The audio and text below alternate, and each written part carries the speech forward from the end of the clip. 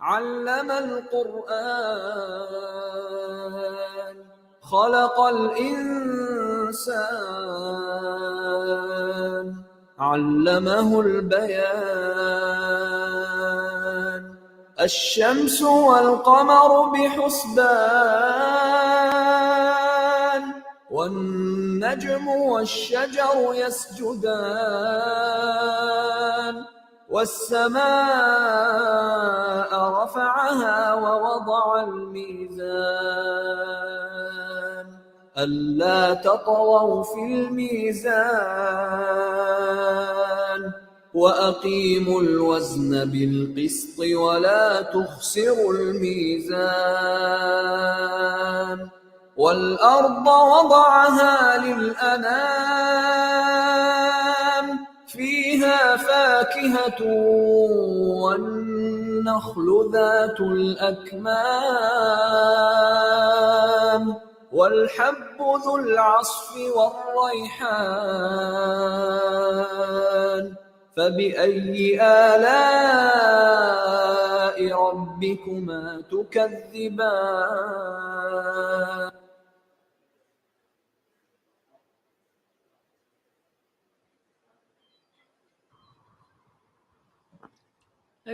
Please all rise for the national anthem of Pakistan.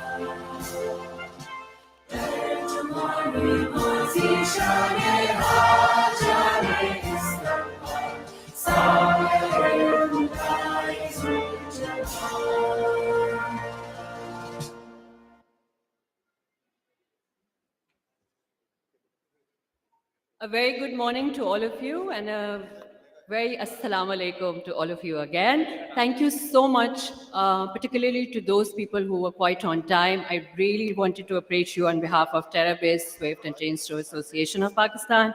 And we'll formally begin the show. My name is Sana Mela and I'll be the master of ceremony for the day today. I'm here on behalf of Swift and Chain Store Association of Pakistan and Terabase. And together we've brought in a very, very exciting dialogue because we believe, like all of you believe, that retail is the big thing and we really need to talk about it. So thank you again. Thank you for being on time. I have a lot of people to welcome, a lot of people to thank. And in the middle of the day, there's some fun and exciting news, some data that you will be looking forward to and means a lot to people who are going to be moving into the retail business. I believe a lot of employees from different organizations are also here representing your organization. So great networking opportunity for all of you. We probably have would-be investors, people who are just here to look at what's happening in the retail landscape in Pakistan. So quite some exciting stuff. But before I go ahead with the formal session of the show, I'd like to thank our guest of honors, Mirza Muhammad Afridi, Deputy Chairman, Senate Pakistan, and Irfan Iqbal Sheikh, President FPCCI. Thank you, sir. Thank you so much for honoring this session, and we believe your presence will make all the difference, and this dialogue will go forward in many ways. So, ladies and gentlemen, I have to now move forward and invite people on stage so we can begin with the session. When we, as Swift, got into the dialogue, the first conversation we had was with Mr. Hamza Hashmi, CEO TerraBiz, and it so happened that we got into a really exciting opportunity together. And I would like him to talk more about how Chain Store Association kind of, partnered up with TerraBiz and really made this, momentous effort. And Hamza, over to you. And I believe he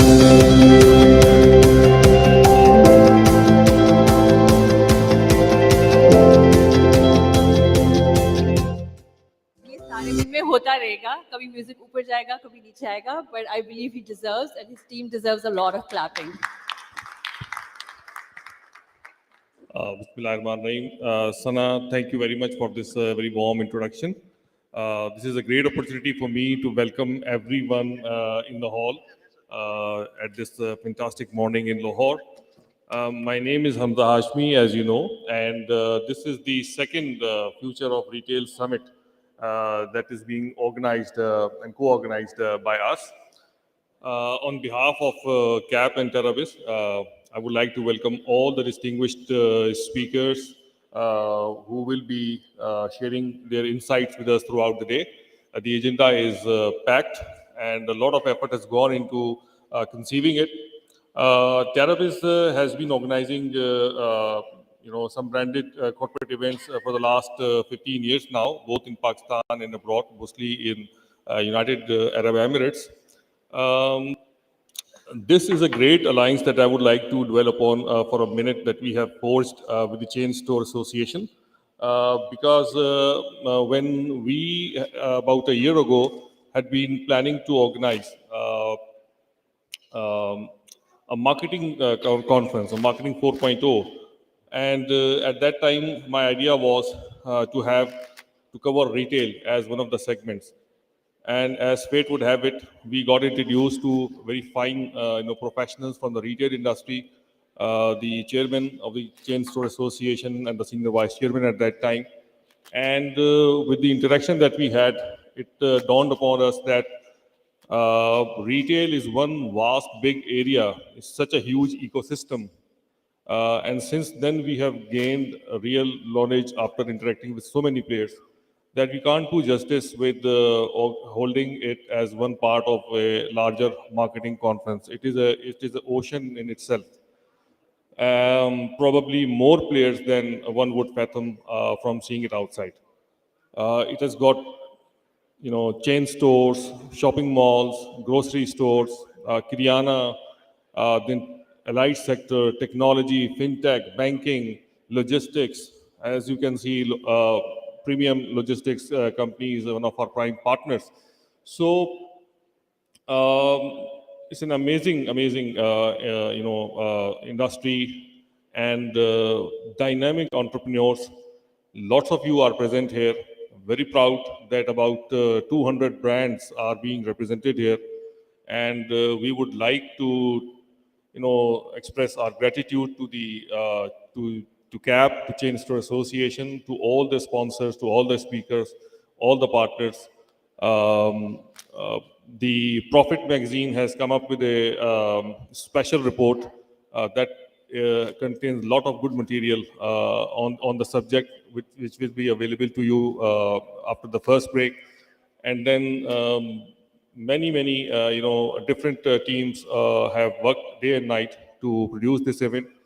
The team is here to provide you an excellent experience, a conducive environment to enhance your learning and to offer and ensure great learning and networking opportunities. So with this, I won't take any further time and conclude my speech.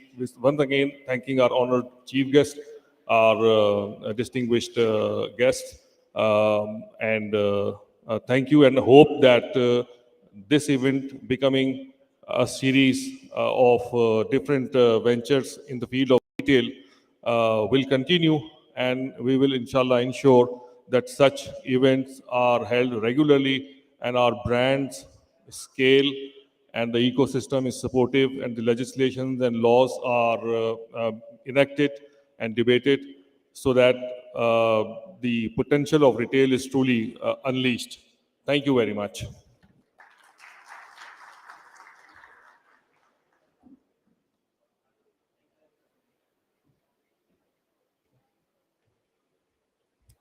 Thank you, Hamza. And talking about the potential of retail, I'd like to now invite my next speaker, Mr. Rana Tariq Mehboob, Chairman, Chain Store Association of Pakistan and CEO, Royal Tag.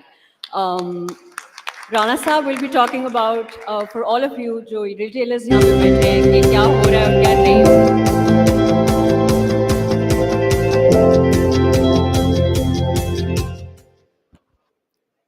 बिस्मिल्लाहिर्रहमानिर्रहीम.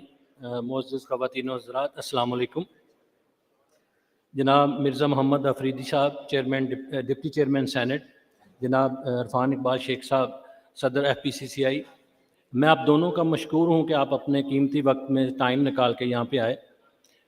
इसके साथ साथ मैं जनाब मोहम्मद उन्स of Swift logistic और उस्मान बरकत साहब एल्गो के जो CEO हैं, उनका भी मशकूर हूँ कि उन्होंने इस इवेंट को मुनक्कद करने में हमारी बहुत मदद की. दो जो मेहमान ख़ुसूसी इस वक्त हमारे पास बैठे हुए हैं, मैं हाउस को थोड़ा सा इनका तारफ़ करवाना चाहता हूँ. बेसिकली ये हमारे गेस्ट ऑफ ऑनर नहीं है, ये वो हैं जिनका चेन स्टोर एसोसिएशन के ऊपर एक बहुत बड़ा आसान है. मिर्ज़ा मोहम्मद आफरीदी साहब वो शख्स हैं जिन्होंने चेन स्टोर का पहला दरवाज़ा खोला. पाकिस्तान में जब हम नए नए सब दोस्त इकट्ठे हुए और हम काम करने के लिए निकले तो हमें कोई ओपनिंग नहीं मिलती थी. तो जब हम इनसे मिले, इन्होंने कहा जी कि आप इस्लामाबाद को अपना घर समझें और आपने जिस जगह भी जाना है, मैं जितनी देर सेनेट में बैठा हूँ, आप ये समझें कि आपके लिए मैं हर वो ताले की चाबी बनूंगा जहाँ पे भी आप आना चाहते हैं. तो मैं आपका भी बहुत मशकूर हूँ और इस सफ़र में जो आपकी ईंट लगाई हुई है वो उसको हम सारी ज़िंदगी याद करते रहेंगे और हम उम्मीद करेंगे कि आइंदा भी आप हमें इसी तरह से हेल्प आउट करते रहेंगे. इरफान इकबाल शेख साहब से मेरा ज़ाती तकरीबन 30 साल का तल्लुक़ है. कोविड जब शुरू हुआ तो उस वक्त इरफान साहब LCCI के प्रेसिडेंट थे. तो मैंने इन्हें फ़ोन किया कि जी कोविड आ गया तो क्या करना है. तो इन्होंने कहा जी कि तुम क्या सोच रहे हो. मैंने कहा जी दुकानें बंद हो रही हैं, दफ्तर बंद हो रहे हैं, फैक्ट्रियाँ बंद हो रही हैं, घर चलते हैं. इन्होंने कहा कि नहीं, यही टाइम है, लीडर जो है ना वो सामने खड़ा होता है. हमने दोनों ने घर नहीं जाना. मैं चैम्बर खोल रहा हूँ और तुम चेन स्टोर के तमाम दोस्तों को इकट्ठा करो, हम यहाँ से आगे बढ़ेंगे. और वो तकरीबन 3.5 या 4 महीने ऐसे थे कि जहाँ पे हर रोज़ नया क्राइसिस था. और इरफान साहब ने लाहौर चैम्बर में उस एक साल में जिसमें वो इनका टर्नओवर तकरीबन 50% लॉकडाउन का टर्नओवर था, इन्होंने सबसे रिमार्केबल ग्रोथ दी और डेवलपमेंट की. लाइकवाइज हमने चेन स्टोर में भी अल्हम्दुलिल्लाह अपनी हिस्ट्री की सबसे ज़्यादा अचीवमेंट उस वक्त हासिल की. इसी चीज़ को आज हम आगे बढ़ाते हुए आज इकट्ठे हुए हैं. देखिए, हम हर तरफ देख रहे हैं क्राइसिस आ रहा है, हम डिफ़ॉल्ट करने जा रहे हैं, इन्फ्लेशन है, डॉलर नहीं मिल रहा, इंपोर्ट्स नहीं हो रही, मशीनरी नहीं मिल रही. तो ऐसे में फ्यूचर ऑफ रिटेल की बात करना बड़ी अजीब सी बात है. होना तो ये चाहिए कि हम यहाँ पे एक दूसरे के साथ दुख और गम शेयर करें कि तुम्हारा इतना नुकसान हो गया, मेरा इतना नुकसान हो गया, बजाय इसके कि हम ये चीज़ें करें. आज हम खड़े होकर एक और बात कर रहे हैं कि रिटेल का फ्यूचर क्या है. ये मैंने अपने बुज़ुर्गों से सीखा है कि जब क्राइसिस होता है अपॉर्चुनिटी भी तभी होती है. तो आज के पूरे दिन में इंशाल्लाह हम जितने भी पैनलिस्ट आएंगे वो आप में मायूसी और डिप्रेशन नहीं बांटेंगे, वो आपको कोई ना कोई नया रास्ता, कोई ना कोई नई अपॉर्चुनिटी देंगे. मैं अपने जो यहाँ पे हमारे ऑर्गेनाइजेशन के CEOs भी बैठे हैं, हमारी ऑर्गेनाइजेशन के स्टाफ भी बैठे हैं और लोग भी बैठे हैं, मैं आपसे चंद बातें और शेयर करना चाहता हूँ कि हम अगर फ्यूचर में जाना चाहते हैं तो हमें अपने ह्यूमन रिसोर्स पे इन्वेस्ट करना है. हम बड़ा डरते हैं कि यार इनको सिखाएंगे, इनकी ट्रेनिंग करेंगे तो ये किसी और कंपनी में चले जाएंगे. मैं आपसे ये कहता हूँ कि आप उनके ऊपर पैसा इन्वेस्ट करें, भले वो किसी और कंपनी में चले जाएं, भले वो पाकिस्तान से बाहर चले जाएं. इंशाल्लाह आपको वो पैसा जो आपने इन्वेस्ट किया होगा वो पे बैक करेगा. तो मेरी ये ख्वाहिश है कि हमारे जितने भी CEOs और CEOs जो यहाँ बैठे हैं वो हमारे साथ ज्वाइन हैंड करें. हम बहुत सारे ट्रेनिंग प्रोग्राम लेके आना चाहते हैं. अगर आप हमें सपोर्ट करें तो हम उसके ज़रिए अपनी ह्यूमन रिसोर्स को डेवलप करेंगे. मिर्ज़ा साहब अभी बैठे थे, ये हमें कह रहे थे कि यार आप बियॉन्ड पाकिस्तान क्यों नहीं जाते. पाकिस्तान में बहुत सारे ब्रांड हैं कि जो हर गली मोहल्ले में खुल गए. तो मैं आपको अफ्रीका लेके जाता हूँ. पिछले दिनों मुख्तलिफ सरकारी अदारों ने हमसे रब्ता किया कि एक्सपोर्ट को बढ़ाना है, तो उसमें ब्रांड भी एक अपॉर्चुनिटीज़ है। तो मैं ये समझता हूँ ब्रांड को इंटरनेशनल करने का अब टाइम आ गया। जिन लोगों ने पाकिस्तान की मार्केट को एक्सप्लोर कर लिया है, उनके लिए इंटरनेशनल मार्केट जो है एक नया वेंचर है। लेकिन ये ऐसे नहीं होगा, इसके लिए बहुत सारी चीज़ों की लर्निंग है, डाटा है, एनालिसिस है, टीम है, सप्लाई चेन है, बहुत सारी चीज़ें हैं। और मोस्ट इम्पॉर्टेंटली रेगुलेशंस हैं। स्टेट रेगुलेशन आपको सपोर्ट नहीं करती। आप यहाँ से कोई चीज़ बाहर भेजना चाहते हैं, हम इस आज की सेशन में बहुत सारी चीज़ों को डिस्कस करेंगे। उनमें इस एक अपॉर्चुनिटी के नुक्ता नज़र से भी आप देखें कि वो जो दोस्त इंटरनेशनली जाना चाहते हैं, चेन स्टोर उनके लिए भी एक रोल प्ले करना चाहती है। एक बहुत ट्रिकी बात अब करने लगा हूँ दोस्तों के, हमारा जो रिटेल है, हम समझते हैं हम इकॉनमी में हमारी बहुत इंपॉर्टेंस है, लेकिन अगर आप गौर करें तो हमारे बिजनेस को जो गवर्न कर रही चीज़ें हैं वो एग्रीमेंट्स हैं। हमारा कोई एग्रीमेंट हमारा नहीं है। रेंटल के लिए जब जाते हैं तो लैंडलॉर्ड आपको एक कागज़ थमा देता है कि ये आप साइन करेंगे। अगर आप किसी कंपनी से मुआहदा करते हैं तो वो आपको एक डॉक्यूमेंट पकड़ा देता है। कोरियर सर्विस है, वो आपको एक डॉक्यूमेंट दे देता है। बैंक आपको एक डॉक्यूमेंट दे देता है। अगर आप डिटेल में जाके देखें तो उस डॉक्यूमेंट के ऊपर आपके लिए क्लाजेज नहीं है, आपकी सपोर्ट और आपकी ग्रोथ के लिए क्लाजेज नहीं है। हम आपस में इकट्ठे होते हैं और बात करते हैं कि फ़लाँ लीज एग्रीमेंट आया, हम हमारी तो एग्जिट क्लास भी नहीं है, या फ़लाँ मुआहदे में ये लिखा हुआ है कि आप कोर्ट में भी नहीं जा सकते, सेटलमेंट के हवाले से चीज़ें नहीं हैं। मैं अपने मेंबरान से ख्वाहिश करता हूं कि आप लोग हमारे साथ कंसल्टेशन में आएँ, हमारे साथ कांटेक्ट में आएँ, ताकि हम इन एग्रीमेंट को रैशनलाइज करें। जब तक ये एग्रीमेंट ठीक नहीं होंगे, हमारी ग्रोथ नहीं हो सकती। हम वन साइडेड एग्रीमेंट साइन करते हैं और जो भी क्राइसिस में आता है, जिसको भी चैलेंज आता है, वो कहता है कि भाई अब बताएं हम क्या करें।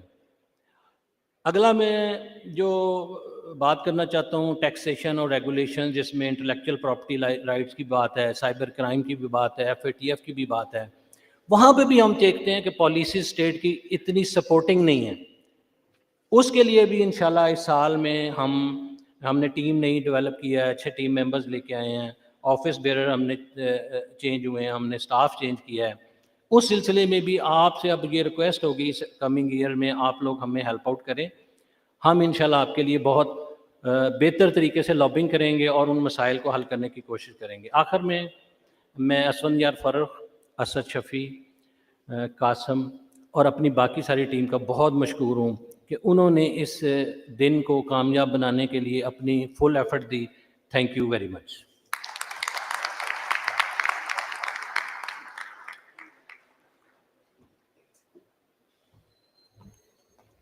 थैंक यू राना साहब, आपने जितनी भी बातें की, आई होप वो यहाँ बैठे हुए सब रिटेलर्स पर्टिकुलरली जो इसलिए आए हैं कि वो नेटवर्क कर सके चेन स्टोर एसोसिएशन, इसका ज़रूर फ़ायदा उठाएं। I have to now move on with the welcome address and I have to invite mister Asad Shafi, vice chairman Chain Store Association of Pakistan, and he's also the CEO at Crosstitch. We'll also be sharing the agenda of why we've gathered today. Over to you, Asad. We can play the music.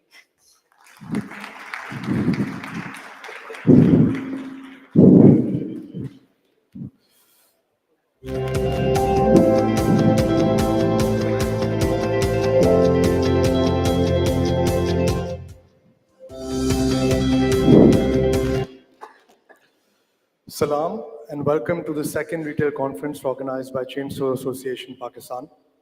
मेरा नाम असद शफी है. I'm the vice chairman of CAP. Professionally, I'm the CEO and founder of Crosstitch. मैं एक अपनी पिछला जो conference था, जो सबसे पहला हमारा कॉन्फ्रेंस था आज से कुछ महीने पहले, उसका थोड़ा सा एक्सपीरियंस शेयर करना चाहूँगा.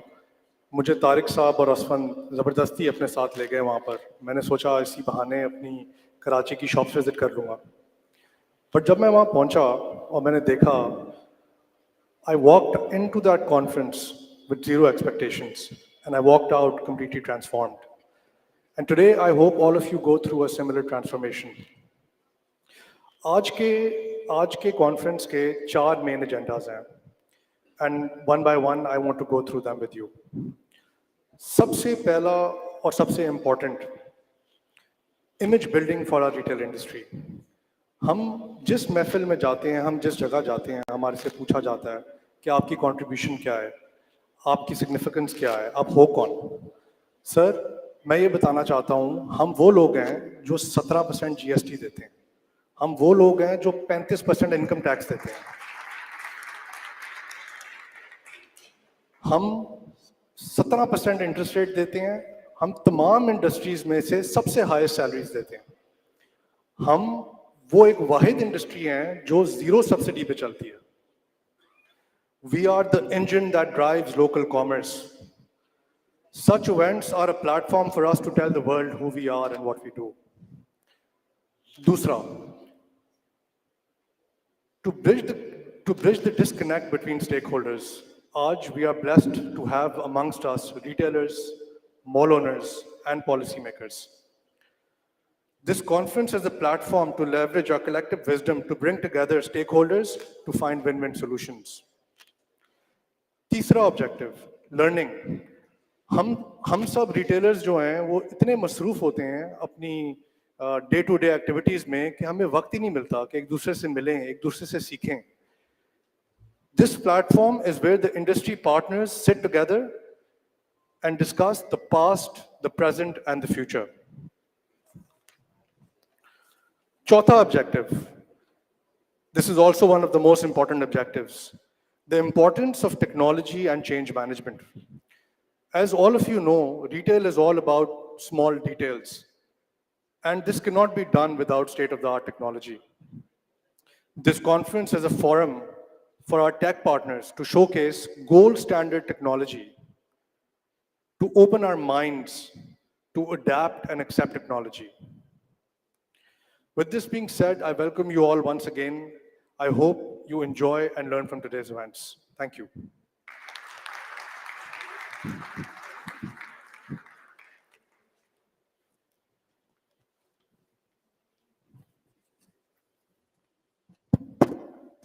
Thank you, Asad. And with that, we're done with all the welcome notes for all of you.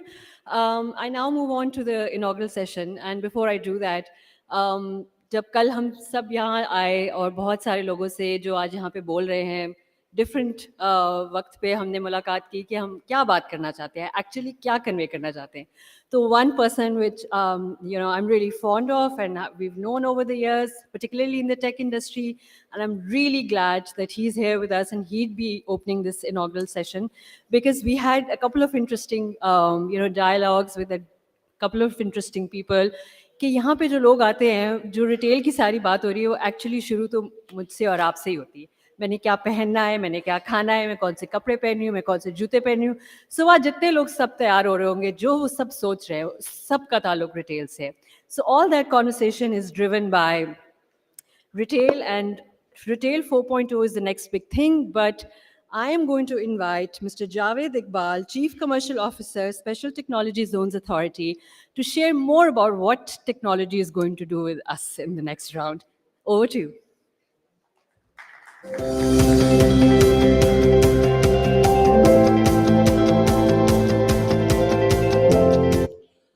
Assalamu alaikum. Everybody hear me all right? Bahut shukriya, Sana.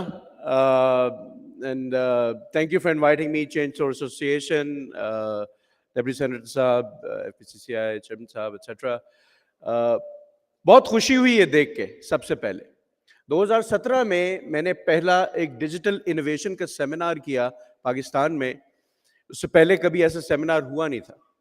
It was done in Karachi at the IBA campus. And most people did not understand the construct of what digital thinking is, digital innovation is. And fast forward 5 years now, I see a complete understanding of what 4.0 means. Now 4.0, for those जिनके लिए थोड़ा सा नया concept हो, World Economic Forum, which is a premier body of, it's a global think tank, जो कि दुनिया की सारी मजीद आगे की थिंकिंग, आगे की इनोवेशन वगैरह के ऊपर गाइड करता है. उसने कॉन्स्ट्रक्ट निकाला of 4.0 as an industry. Now उससे पिछले पहले इंडस्ट्रियल रेवोल्यूशंस जो कि इंडस्ट्रियल रेवोल्यूशन 4.0 ये था, उसमें स्टीम इंजन, टर्बाइन वगैरह थे। लेकिन जैसे हम 4.0 की तरफ गए, उसमें एक बड़ा इंटरेस्टिंग एलिमेंट टेक्नोलॉजी और ह्यूमनिस्टिक एस्पेक्ट्स को मिलाने का था। नाउ टेक्नोलॉजी और ह्यूमन मिलते कैसे? How does this work? और ये आगे जाके to what Sana just said in her introduction as well, ये लेके कैसे आगे चलता है? मैं आपको छोटी सी एग्जांपल देता हूं। जब आप ऊबर या करीम की राइड कोई एक लेते हैं, कोई ऐसा है जिसने ना ली हो ऊबर या करीम की राइड? आप ये देखें कि कितनी सारी इंडस्ट्रीज एक साथ कन्वर्ज हो रही होती हैं उस एक राइड के लिए, जिसमें आपकी ट्रांसपोर्टेशन है, लॉजिस्टिक्स है, आपकी गवर्नमेंट एस्पेक्ट्स है, हार्डवेयर है, सॉफ्टवेयर है, सो मेनी अदर्स। सिमिलरली हमारे लोग अब इतने एडवांस हो चुके हैं कि वो ये वाली एक्सपेक्टेशन रखते हैं अपने रिटेलर्स से भी। क्या हमारे रिटेलर्स इसके लिए तैयार हैं? Are we catering to that human 4.0? वो ह्यूमन 4.0 मर्द या औरत, बड़ा या छोटा, चीजें खरीदते क्यों हैं और मोर इंपॉर्टेंटली खरीदते कैसे हैं? Sana just mentioned something very interesting that we talked about yesterday. One of our esteemed speakers, जो कि बाद में आएंगी, I will not name her, she said something very interesting. वो 2 थैले हाथ में लेके कल शाम को थी, and I asked her, I said कि आप कहाँ जा रही हैं? एक सिनेबॉन का थैला था और एक निशात लिनन का थैला था। She said मैं किसी को उनके बच्चे होने की मुबारकबाद देने जा रही हूँ और साथ सिनेबॉन लेके जा रही हूँ। लेकिन क्योंकि मैं मॉल में आ गई थी, मुझसे रहा नहीं गया, मैंने अपने लिए एक जोड़ा भी खरीद लिया निशात लिनन का। Now think about that mindset. Mindset के access to this product, access to the vehicle of money, which is enabled by banks, fintechs, cards, etc. And now proximity to where you are. And a lot of it doesn't have to involve you going to a mall. Covid में सबने देख लिया, अभी राणा साहब ने भी बात की कि कोविड में जब सब बंद हो रहा था तो एक अपॉर्चुनिटी खुल रही थी, and a lot of it was special in nature, in the sense कि आप कहीं और बैठे हुए थे और जो ट्रांजैक्शन आप करना चाह रहे थे वो कहीं और से हो रही थी। ना आपने अपने आप को कैसे तैयार किया? वो ट्रांजैक्शन करने के हवाले से उन्होंने अपने आप को कैसे तैयार किया कि वो प्रोडक्ट या वो सर्विस जो उनके पास मैसर नहीं थी, वो कैसे कहीं से आई, उनके थ्रू आप तक पहुंची। और ना सिर्फ उसका लॉजिस्टिकल एलिमेंट इंपॉर्टेंट था, बट पेमेंट की रेल इंपॉर्टेंट थी उसकी। अगर स्टेट बैंक की पेमेंट पॉलिसीज ना होती तो शायद हम वहां ना पहुंचते। अगर हुकूमत की लॉजिस्टिकल पॉलिसीज जिसमें करीम, उबर, बाइकिया वगैरह ना होते, लॉजिस्टिक्स कैसे होते? क्योंकि पिछले कुछ सालों में अगर आप ग्लोबल रिटेल को देखें, global retail is a 5.7 trillion US trillion 5.7 trillion US dollar पाए। आपका उसमें से 6.8 बिलियन डॉलर्स का पाए। आपके 9 लाख रिटेलर्स हैं इस मुल्क में across the board, not just chain stores, but छोटे छोटे किराना मर्चेंट भी, विच आर मोस्ट इंपॉर्टेंट। लेकिन आपके 2000 ई टेलर्स हैं सिर्फ। आप पैरिटी देखें कितनी बड़ी है। कुछ साल पहले, कुछ 10 से 12 साल पहले, मुझे प्रॉक्टर एंड गैम्बल के ग्लोबल हेडक्वार्टर्स में जाने का मौका मिला in Cincinnati, Ohio, in the US. And I was shocked as I walked in. It was a बड़ी, काफी टॉल सी बिल्डिंग थी और बीच में उनके फॉये के अंदर इतनी बड़ी एक तस्वीर लगी हुई थी। What was shocking to me was कि वो किराना मर्चेंट की तस्वीर थी। किराना in his little shop, जिसमें प्रॉक्टर एंड गैम्बल की प्रोडक्ट पड़ी हुई है, खुले हुए चावल पड़े हुए हैं, खुली हुई दालें पड़ी हैं, एक्सेट्रा। So जो मेरे साथ गोरे थे वो they saw me smile at that. They said, "Why are you smiling?" I said, "What do you think of this?" And one of them said कि Well, I think whoever understands this understand the next generation of people. मैंने कहा, interestingly, this is also the previous generation of people where I come from. Now, think about what they're solving for. Global, Procter and Gamble. They're solving for the unit economics. क्योंकि किराना merchant से जो लोग सामान ले रहे हैं वो आप जैसे नहीं है.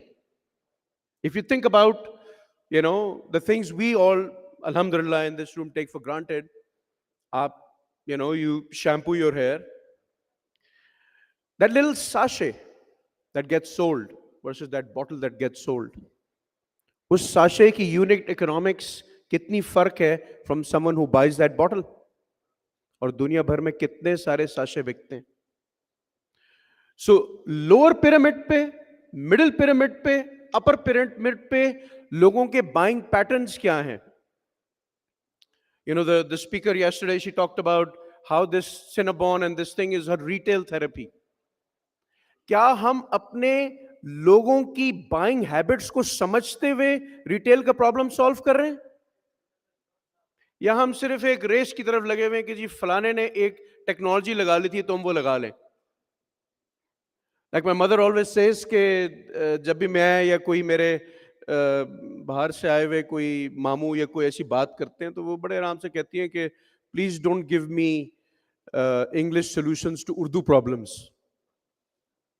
हमारी उर्दू प्रॉब्लम समझने वाली है कि हम 220, 30, 50 मिलियन जितने के भी हैं, हम खरीदते क्यों हैं?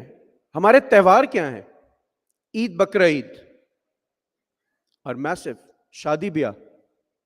ये वाली जो कस्टमर की जर्नी बनती है, जो आपके साथ मुंसलिक रहती है, वो क्या आपने टैप कर लिए? The lady who was here was staying at this hotel, Nishat, was carrying a Nishat linen bag. Nishat Hotel and Nishat Linen did not know it was the same person. That's your big opportunity, Rana Sahab. कि जब आप किसी भी brand के साथ मुंसलिक हो, आप chain store, वैसे whether it's lifestyle or another brand, whenever you walk into a brand and initiate something, the brand should know कि कौन आया है या कौन आई है. Who's beating you in all this? Kareem, Food Panda. How? They have understanding of your habits.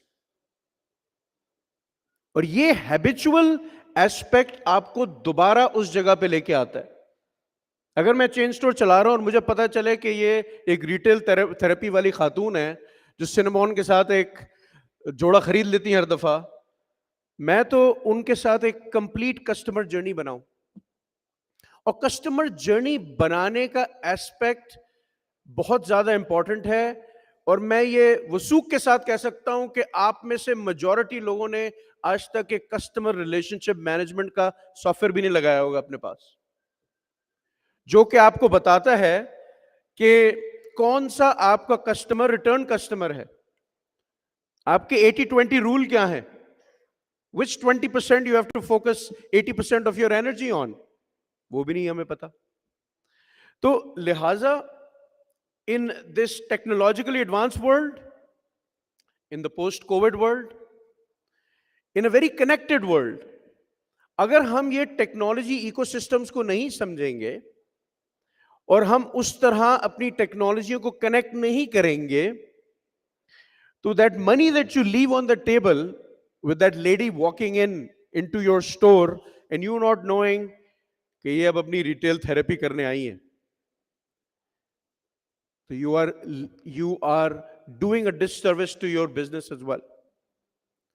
Because between Karachi, Lahore, Islamabad, Faisalabad, Multan, Hyderabad, Sialkot, Peshawar, etc., यहाँ के लोगों की buying habits फर्क हैं.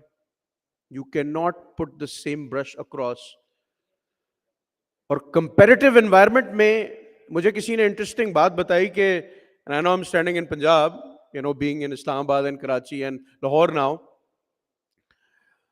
कि फैसलाबाद में जब कोई खातून कराची में किसी जूते का ऑर्डर देती हैं, वो कहती हैं कि जी अच्छा अगले सीजन दी किन्ने आ रहे हैं 12 हैं ए 12 ले लो जी और मेरी जिठानी को मत बताना कि ये 12 ले लिए Now think about what's fueling that mind and think about as a retailer how can you play with that Devrani's money and up your average spend of that customer as well. So think about it. As you think about your next few years, I know आजकल environment tough है, इंशाल्लाह ये storm हम weather कर लेंगे. राना साहब ने बिल्कुल सही बात की कि ये निकल जाएगा इंशाल्लाह, but we have to continue to march forward. Copy ना करें लोगों को, अपने कस्टमर को समझें, वो कल्चरल एस्पेक्ट समझने की कोशिश करें with in the various cities of Pakistan जिसके लिए लोग खरीदारी करते हैं और जिस तरह लोग खरीदारी करते हैं. And if you do that well, तो वो जो आज आपकी स्पीकर आ रही हैं, she should be the next best customer you have. Thank you so much for inviting me.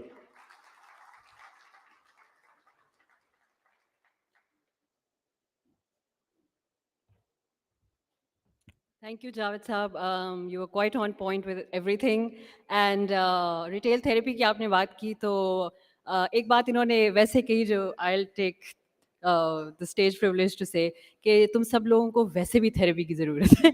So as much as we need and we love retail therapy, there is also a lot happening in our head while we're ordering online. So a lot of you who are probably like me or like yourself have ordered something online in the last 1 week, 1 day, or at least 1 hour. So that's exactly the next big problem that we're going to be talking about. और एक phone है जो हमें हर दिन किसी न किसी our पे ज़रूर आता है. वो या तो किसी राइडर का होता है या अम्मी अब्बू का होता है जो कहते हैं बेटा तुम्हारी डिलीवरी आई है. क्या मतलब है? Is it yours? So all of us are still going through that cultural transition also where we're talking about ये डिलीवरी मेरी नहीं है और ये राइडर मेरे लिए नहीं आया, हालांकि वो हमारा ही होता है. So in riders or in delivery pain points के बारे में I'm going to be inviting the CEO of my company that I'm also representing at this point, Mr. Muhammad Uns, and from Swift Logistics. And over to you, Uns. We have a lot to talk about. Thank you.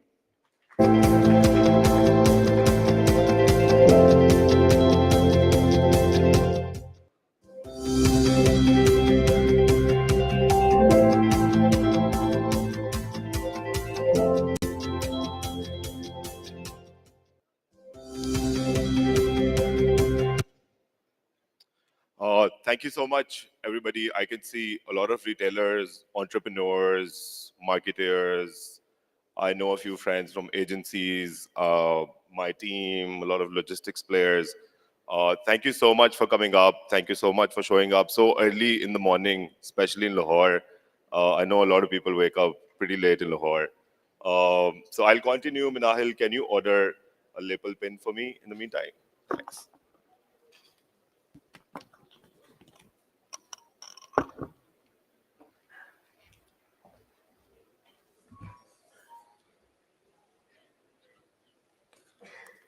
So today, I want to talk about how the technology is transforming the future of retail and e-commerce. We came up with very interactive presentation today. मैं नहीं चाहता मैं बातें करूं or I just talk about technology and I don't want to bore you guys. So I'll just jump in right away and I'll kick off. So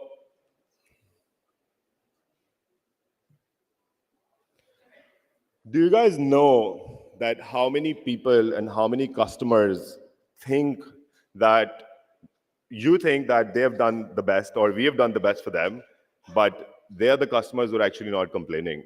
Aapko andaza hamesha as a service, it's for logistics, for retail, for any brand, there are a lot of people who are not happy and we still think they are happy. But actually, they're the people who are not complaining. They're the people who are not going to come back to a brand. So the consumer experience in Pakistan is we think we're doing something great, we think we're doing the best, but actually we felt, and as I work with both retail and consumers, and I'm working with my team, I'm working with your teams, I'm looking at the customer we're delivering to, we figured out that there are a lot of people who are actually unhappy. There are a lot of people who we think are actually complaining or actually not complaining or actually they're getting the best services, but they're the guys who are actually not complaining to us. So, and that's a stat that says 1 in 26 customers complain, the rest say nothing. The rest, they just go away. They never come back to you. So I want to walk you through a courier logistics journey that actually happens on daily basis with both of us. It's for the retail, it's for the logistics industry. It happens every day. So what I want to say about and talk about is कि एक parcel जब एक customer order करता है online, what it has to go through every day from website to your warehouse. Then we come up, we pick it up, we bring it back to our warehouse. Then it goes out और उसमें कौन-कौन से ऐसे pain points हैं या कौन-कौन सी ऐसी problems हैं जिसको हम daily face करते हैं, आप भी daily face करते हैं, but हमें लगता है कि शायद ये problems इतनी सारी BTS वीडियोस और इतनी सारी BTS प्रॉब्लम्स है जो हमें ना नजर आती हैं ना हम देख पाते हैं ना हम सुन पाते हैं but that's so me and my team we've come up with a video that actually states it's a small effort maybe it's not that pretty but it actually tells you the real story that happens on a parcel journey because in Pakistan whatever we do and whatever the logistics company it is and whatever the retail brand it is it still takes 4 to 5 days or even 6 to 7 days to get a parcel delivered across Pakistan. And it's not about कि हमने लाहौर से उठाया और लाहौर में deliver कर दिया. It's about हमने कराची से उठाया और गिलगित deliver करना था या पेशावर से उठाया और हैदराबाद deliver करना था. So it takes a lot of time. I'll walk you through the video. Let's see if you guys like it or not. Can you play the video?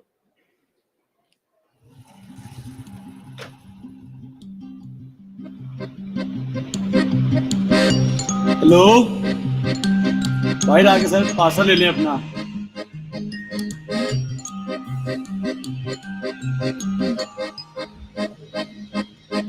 यार ऊपर आके पार्सल दे मेरे बैग में काफी पार्सल है मैं ऊपर नहीं आ सकता यार क्या बकवास है यार ऊपर आके पार्सल दो आपका ऑर्डर भी कैंसिल कर दूं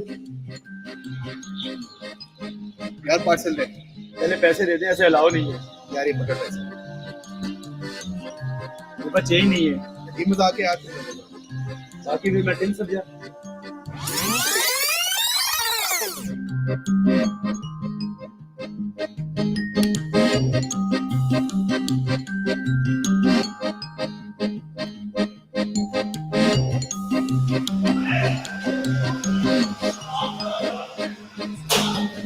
शादी यार अस्सलाम वालेकुम खुरम भाई क्या हाल है ठीक है खुरम भाई एक राइडर भेज दीजिएगा 50 पार्सल की करवा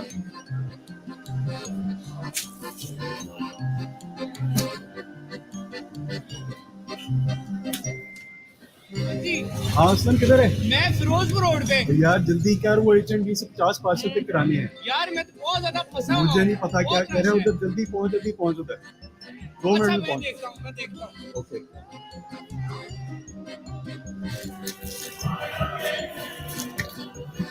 अरे यार ये तो बहुत सारे हैं मुझे नहीं पता ये भाई ये पार्सल्स तो 50 से ज्यादा है यार आप गाड़ी भेजें मैं इतने पार्सल बाइक पे नहीं लेके जा सकता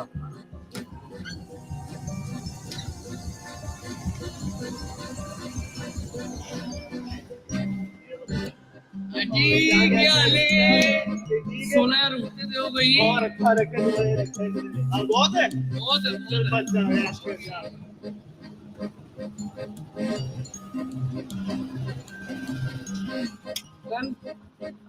ये 23/20 ही कितने है नहीं पता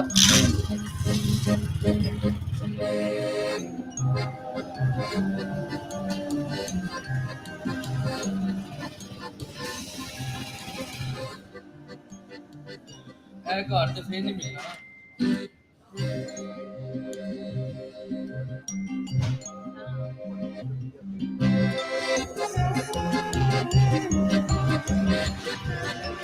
वो ऐसे मैं रहा उधर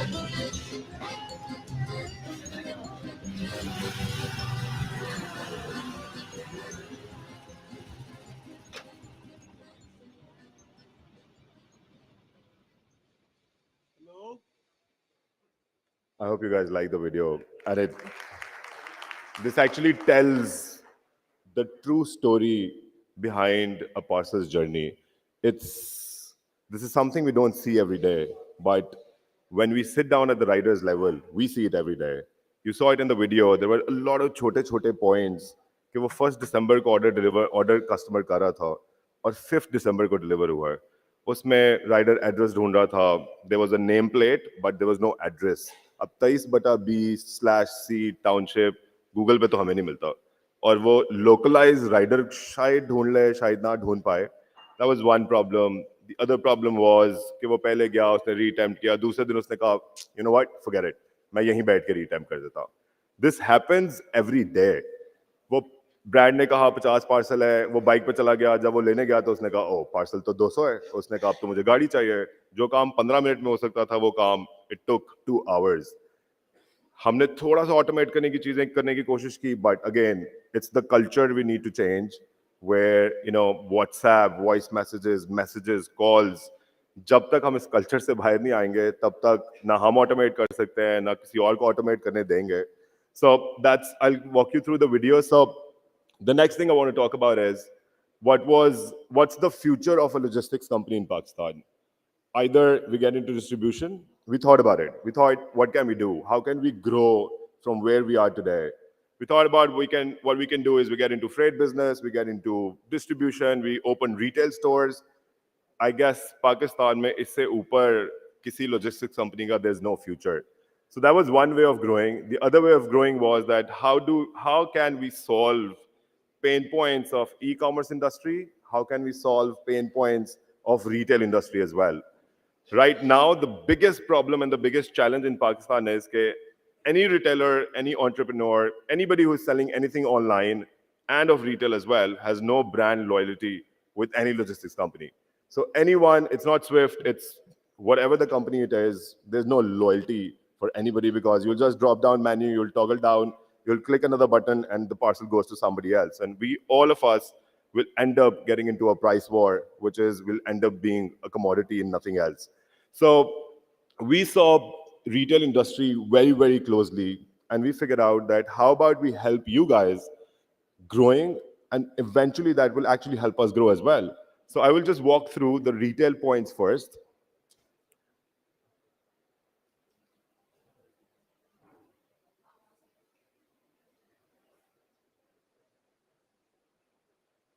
So what happens today? We came up with the idea that it's called Pac-Man, and I think सबने बचपन में जिंदगी में कभी Pac-Man खेली होगी या देखी होगी. This is what we feel like, and we've seen it very closely. कि जब आपके production house से एक चीज निकलती है, it comes out, it's packed, फिर QC पे आती है, you unpack it again, you do the QC, you pack it again, you send it to your warehouses. Few brands have done e-commerce separate, retail separate. वो e-commerce और retail की separate packing करते हैं. It goes out to the warehouses again. वो दोबारा unpack करते हैं, barcode लगाते हैं, फिर pack करते हैं, फिर unpack करते हैं, hard tag लगाते हैं, फिर pack करते हैं, फिर दुकान पे भेजते हैं, दुकान वाला unpack करता है, shelf के हिसाब से folding बनाता है, वो फिर unpack करता है, जो बच जाता है दोबारा pack करता है, pack करके store पे रख देता है. So we said this is a Pac-Man game that the retailer plays every day. वो शायद हमें feel इसलिए नहीं होती because maybe we have cheap labor.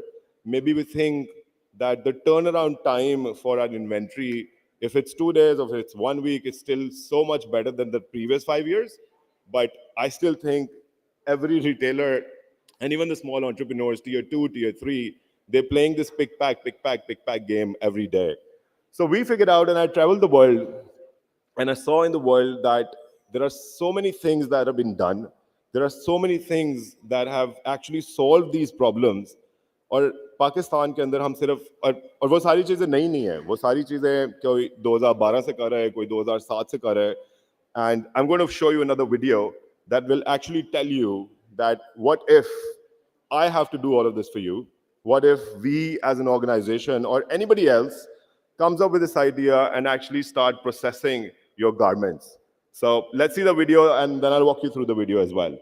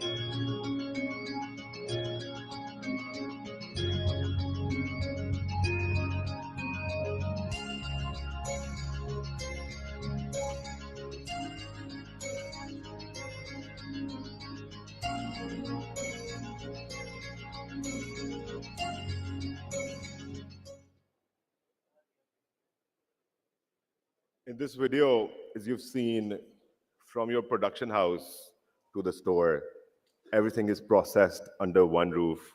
Everything is processed by one company. They're doing it for all.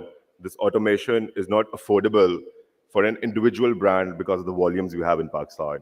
But imagine an organization like us who got volumes for all of you can actually do this for you guys. Like, we can save time for you. We can help you with your visual merchandise. Like, what's the kind Pakistan make merchandiser kya karta hai? That's the kind of thing he's doing at the store. आपका sales का बंदा steam iron कर रहा होता है, आपका sales का बंदा foldings बना के दे रहा होता है. So idea is, what if we deliver you in hangers and foldings according to your shelf sizes? क्योंकि अभी, as I was saying, it was a Pac-Man game. वो जब store पे आता है, the guy is actually going to unpack it again. He's going to pack it again. वो जब unpack करता है, अपनी foldings के हिसाब से, अपनी shelves के हिसाब से foldings बनाता है. That's a huge pain point. And imagine that a warehouse at an industrial area is going to cost you 30 rupees, 40 rupees, max 50 rupees per square feet.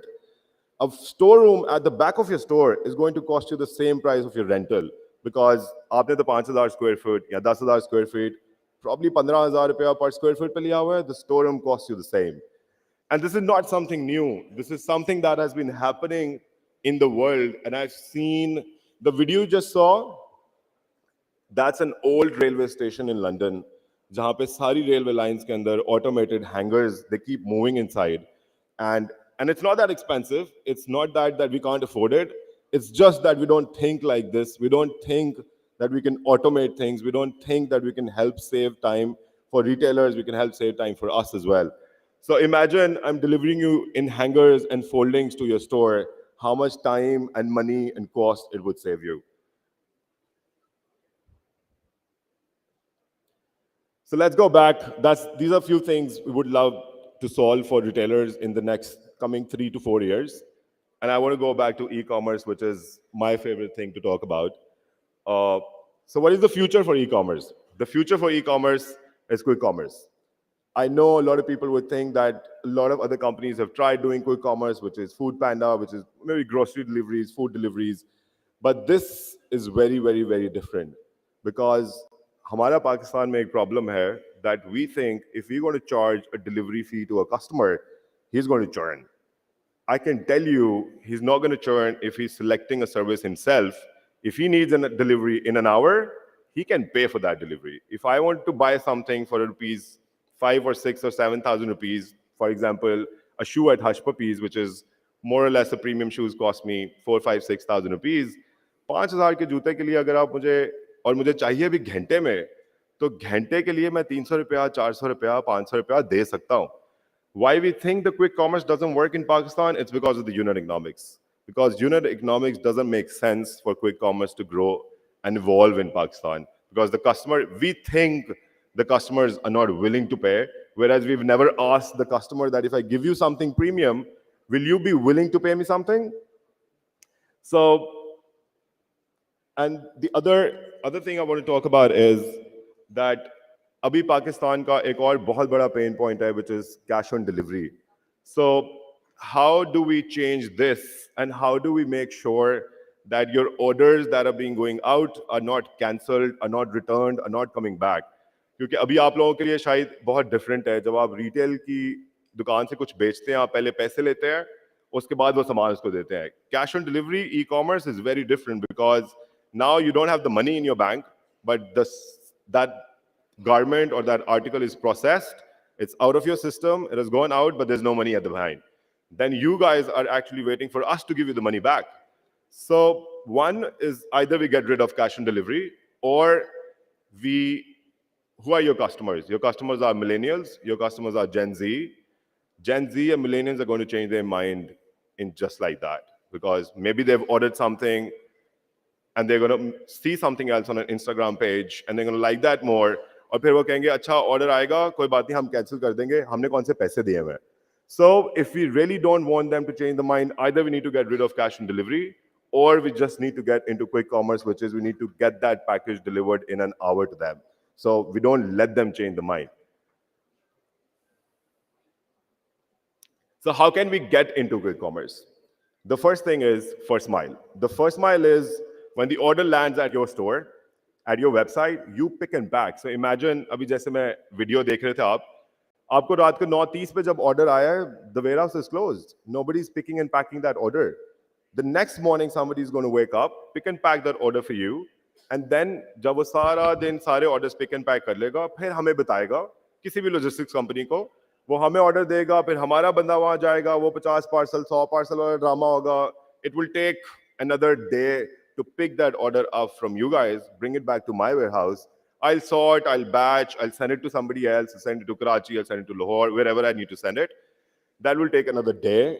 फिर वो address नहीं मिलेगा, rider का drama, it will take 4 to 5 days. We cannot change this. We cannot venture into quick commerce till the time we don't get rid of the first mile. So I'll tell you how can we get rid of the first mile.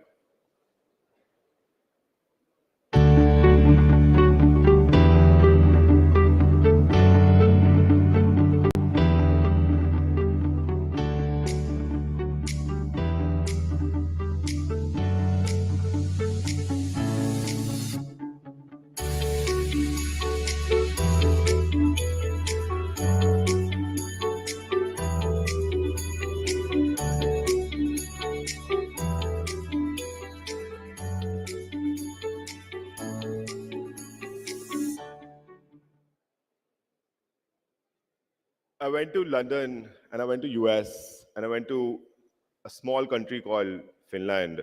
Not a small, but small in population. Imagine this warehouse is 9 years old.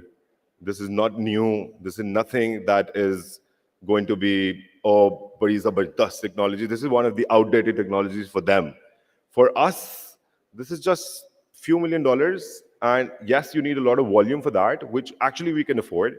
So the idea is that average parcel journey is 4 to 5 days in Pakistan, and we waste on average 1.5 to 2 days on playing that Pac-Man game. Pick and pack and give it to us. We'll play with that parcel. We'll send it out. The rider will play with that parcel. So instead, imagine instead of playing with that package for 2 days, what if I hold your inventory, I pick and pack, and the warehouses I've just shown you, we're already under talks with them. The warehouses you've seen in the video, the average pick and pack is just 35 seconds. 35 seconds, picked, packed, labeled, sorted on the belt. Just 35 seconds. So imagine how can we just revamp this whole industry and get into quick commerce. So the next thing, and this was a great discovery, we just had it like 3 weeks ago. The next thing, first mile ke baad, is, okay, now we're going to go out and deliver the package. That means we need to optimize the route. That means we need to have a correct Google pin. We need the rider to know where to deliver it. Not like the video ke wo Meher House ke bahar se guzar raha hai, but वो पूछ रहा है उसी घर के बाहर खड़ा होकर कि मैं ये एड्रेस कहाँ है क्योंकि उसमें मेहर हाउस लिखा है, घर का एड्रेस नहीं लिखा हुआ. So we figured out, because every time our parcel is delivered, we take a pin location for that address. We had 28.6 million pin locations, and if we हमने उसमें से repetitions सारी निकाली, so we had 15 million pin locations unique across Pakistan. Like, can you imagine that's a data that even Google Maps would have it, but Google Maps doesn't have 226 Viblock Defense Housing Authority. It doesn't matter if it's 226 Viblock -DHA phase 4. It doesn't matter to us because we've got the pin location for that. So we had 15 million pin locations, and we thought, and as I can see people from the government are saying here, what if we give postcodes to all these pin locations? Now, if we start giving postcodes, now imagine you're buying something on a US website, you just put your zip code and your address pops up. Now, your address pops up means that every postcode is unique, or every zip code is unique. And that's the future of Pakistan, which we see in next 3 to 5 years, that every nameplate outside the door should have a unique postcode, zip code, and we would love to sit with you guys to figure it out, that what should we call it.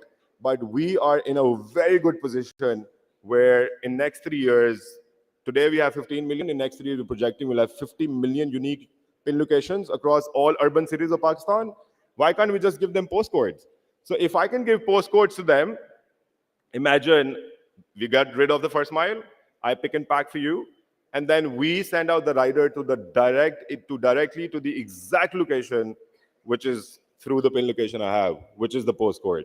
And imagine in next 3 years, we make your checkout experience so much better that when the customer lands on your website, he's actually just putting the postcode.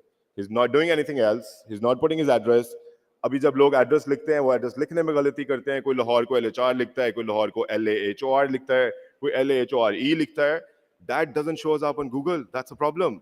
So that's something we want to solve because we want to get out and get this parcel delivered. Okay, the last problem is now we've got the postcodes. We've got rid of the first mile as well. The last problem is that इतने riders कहाँ से लेकर आएंगे?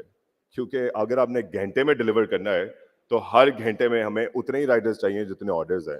So we came up with the idea, which is we are calling Uber for riders, which is non-existent in Pakistan today. Now imagine I've got a postcode, I've gotten rid of the first mile, 35 seconds, it's picked and packed. Now I need a rider, somebody to go out and deliver this package. So we'll be building this app within the next 8 months where anybody and everybody can sign up. Even we'll use it for us and eventually we'll move to B2C where anybody else can use it too. We're building this and then the next thing we're building is Slack for customers. I think everybody knows what Slack is. It's a communication tool. So abhi ek aur problem man, as where I started from, there's no consumer experience, there is no consumer interaction. What happens today कि customer के लिए कोई नहीं सोच रहा customer को नहीं पता चलता कि उसने ब्रांड से बात करनी है हमसे बात करनी है राइडर झूठ बोल रहा है आप झूठ बोल रहे हैं कौन ड्रामा कर रहा है कौन सच बोल रहा है अगर if I am picking packing if I am getting those orders out if I am figuring all of this out so we need to figure something out for the customers in Slack for customers we've got their wallet where they can top up they can prepay the parcel they can select that either I want cash on delivery or I want a card machine for the rider to come with they can actually they can put their addresses, they can correct their pin locations, they can actually subscribe to different things, they can live track the rider as well. So that's something we want to build. At the end, this is something really, really exciting. What if we do all of this and the parcel is still not delivered? The customer is still not there. अब वो phone नहीं उठा रहा, pin location पे गए वो घर पे available नहीं था. So we are collaborating with a lot of petrol stations in Pakistan where we're going to stay because 24 घंटे पाकिस्तान में सिर्फ petrol station खुला है. सबसे सेफ रात के टाइम सिर्फ पेट्रोल स्टेशन है और most available thing in Pakistan on the roads is petrol station so we collaborating with PSO and Total where we're saying we're going to put these Pudo lockers by Pudo it means pick it up and drop it off so let's say Asad if I go to your house and you're not available you're actually not there but you actually need the parcel what if I put that parcel in a locker near your house which is on the petrol station and send you a pickup code that whenever you're free just go there in the next 24 hours, scan the QR code, put your pickup code. We'll install CDMs, which is cash deposit machines, which will also install card machines with these lockers. So pay there, or you've got the Slack for customers, which is the app. Prepay the parcel, scan the QR code, dabba khulega apna parcel le, aur ghar chala jaye. So that's the idea of getting into quick commerce, getting into 1 hour delivery in Pakistan. Last but not the least is we thought that the only thing that can help us grow is you grow, we grow. And I guess I got the pin. So I just ordered this pin while I was coming on the stage. That's how quick I want e-commerce and quick commerce to be in next 3 years in Pakistan. Thank you so much, everyone.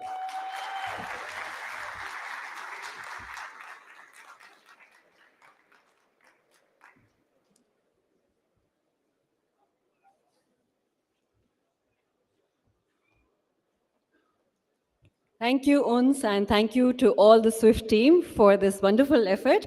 I believe this deserves an applaud. So if all of you were listening, thank you, Uns. I think this was a great representation of both the business and the customer side. I have to obviously do my bit as an MOC of the day and do a little token of appreciation. Ladies and gentlemen, we had with us Mr. Irfan Iqbal Sheikh, President FPCCI. Could I please have you, sir, on the stage? And could I also please have Mr. Mirza Muhammad Afridi, Deputy Chairman, Senate of Pakistan. Could we please have you both on the stage? Both of them were here with us in the first session. I believe Irfan Saab has to leave, so could we please present to him? Thank you, Rana Saab. Could we have his token of appreciation?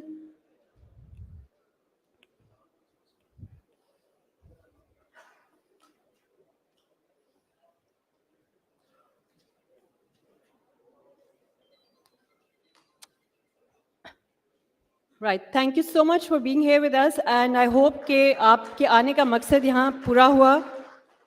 For all, आप लोगों की तालियों में बिल्कुल कोई जान नहीं है.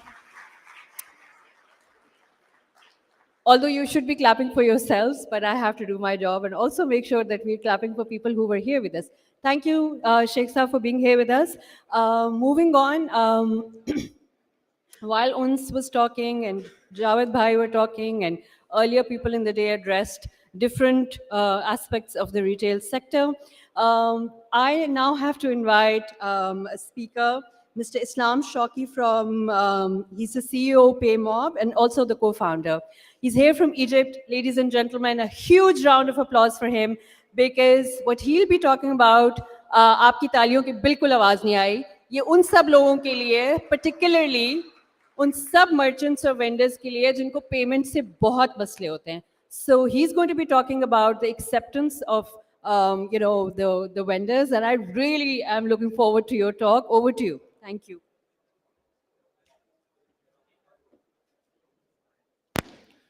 Hello, good morning, everyone.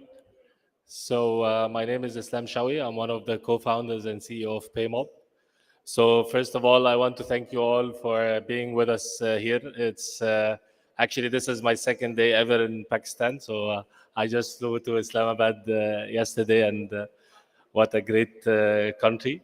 So before I get into what we do as PayMob, I want to tell you why we're doing what we're doing. So actually, and this is a bit of a funny story. So PayMob started doing payments by complete coincidence. So when the founding team actually met, we were not really intending to build a payments company. We were mostly want to build an e-commerce company. We felt that e-commerce has been growing all over the world, and we wanted to take a part of this. So we started as an e-com or a social commerce play. However, we did not start the business because we realized that the infrastructure for payment actually wasn't equipped to help us grow. So what we did is that we said that if we're bullish about digital payments, if we are excited about digital transactions, then if e-commerce will not grow without payments, then we need to shift and do payments. And this is actually how we started doing payments. So this was around 2015, 2016. It actually took us around 2.5 years in order to actually receive the license and start doing our transactions. We started with e-com or online gateway that we gave to our merchants, and then step by step, this started into doing omni-channel payments for like online payments, for face-to-face payments with POS and tap on phone with SoftPOS. We're the first company in the Middle East to reach 20,000 merchants on SoftPOS. So this is, in a nutshell, what we do. So how we doing it is that the idea for us is that we want to help merchants grow.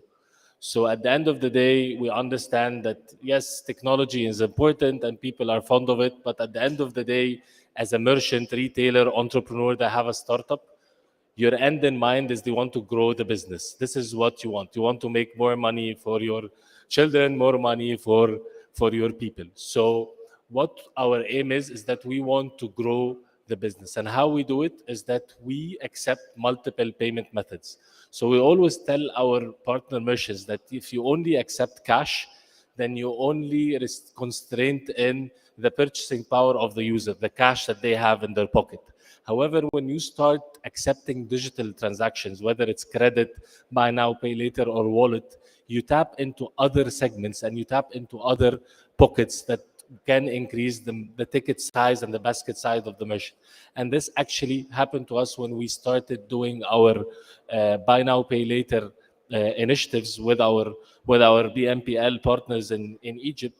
We saw the ticket sizes increasing by more than 100%, because people right now can actually, they're not planning what they have in their pocket, they're planning of their credit limit that can go up to 6 months, and in some BNPLs actually 12 months. So this for us was super exciting. So to tell you a brief about us, so in 2020, Jan 2020, it was a big inflection point where we launched our POS in Egypt.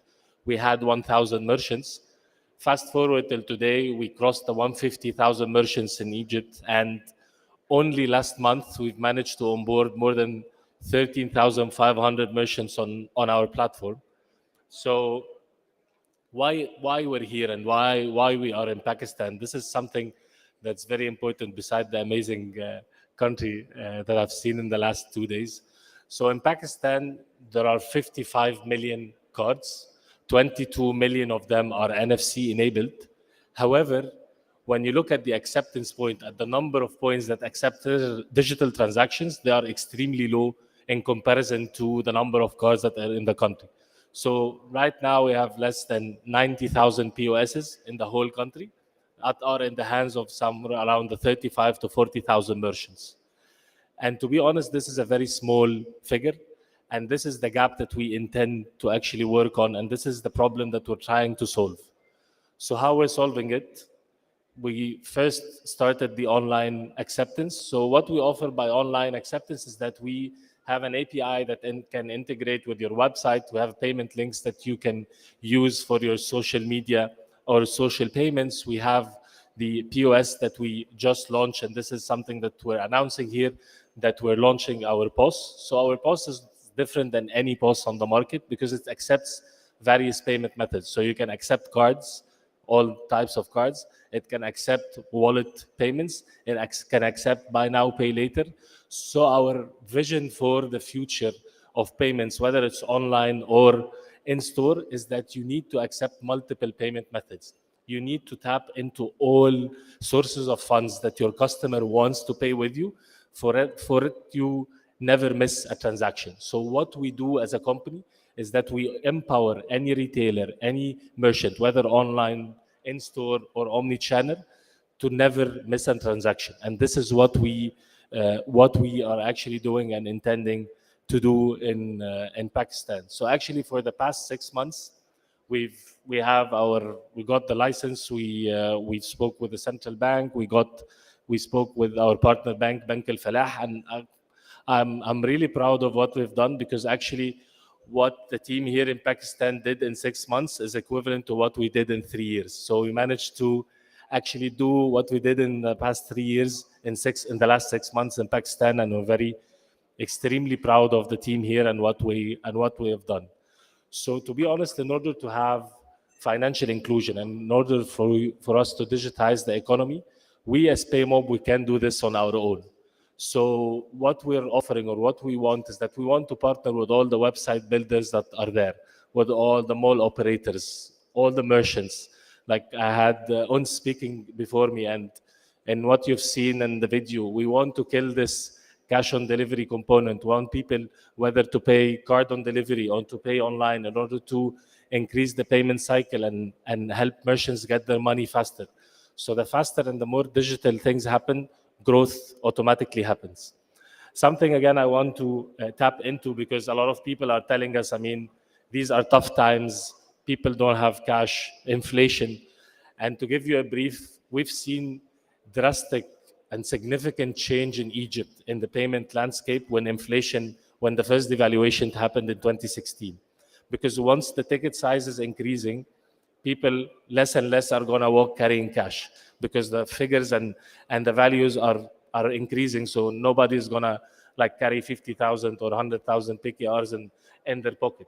So step by step, you will find that people are tapping into paying digital. Step by step, you'll seeing people actually tapping into credit and facility payments, whether it is EPPs from banks or whether it is buy now, pay later. So actually the consumer finance landscape in Egypt started after the first devaluation in 2016. This is where actually companies started taking effect. And actually when the law was set in late 2017, this is actually what kicked off the consumer finance landscape in Egypt. And to be honest, we foresee that this is going to happen 100% in Pakistan over the next couple of years. So what we want to do, so for us, we want to reach, as I told you, we have almost 150,000 merchants in Egypt. To be honest, our plan is that we want to reach the same figure in Pakistan, hopefully in less than the next 3 years. We now have almost 80 people. And something I want to highlight is that at the beginning, we were thinking of only hiring a team for Pakistan. And to be honest, when my co-founder Mustafa came here with the amount of talent and the tech talents that are there, we decided to have a R&D hub and a development hub here in Lahore, where we're going to hire a lot of engineers, not only for Pakistan, but for the whole company and for R&D. So we're very proud and very excited to be here. For me, it's the first time, and actually, I'm very excited to see a lot of retailers and a lot of people are talking about digital transactions and digital transformation. So thank you so much for giving us the time, and I look forward to meeting you all over the next day. Thank you.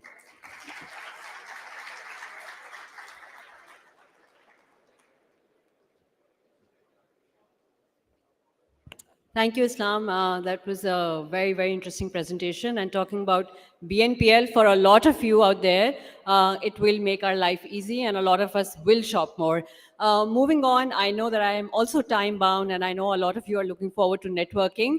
I have to close the session, and for that, I have to invite again Mr. Mirza Muhammad Afridi, Deputy Chairman, Senate of Pakistan, for the closing note of this session. And with that, we could have him on stage, and for all of you who are looking forward to networking after this session. Thank you.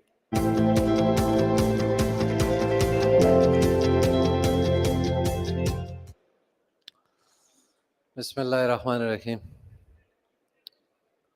सबसे पहले तो मैं शुक्रिया अदा करता हूँ cab का कि उन्होंने मुझे आज मौका दिया, और बड़ी इंटरेस्टिंग एक स्टोरी है। शुरू में तारिक साहब ने सुना भी दिए। कोरोना के दिन थे और कैब के सारे मेंबर मेरे पास आए थे, मेरे ऑफिस। तो मुझे कहते हैं कि हमने एक एसोसिएशन बना दी है, तो आप हमारी इसमें हेल्प करें।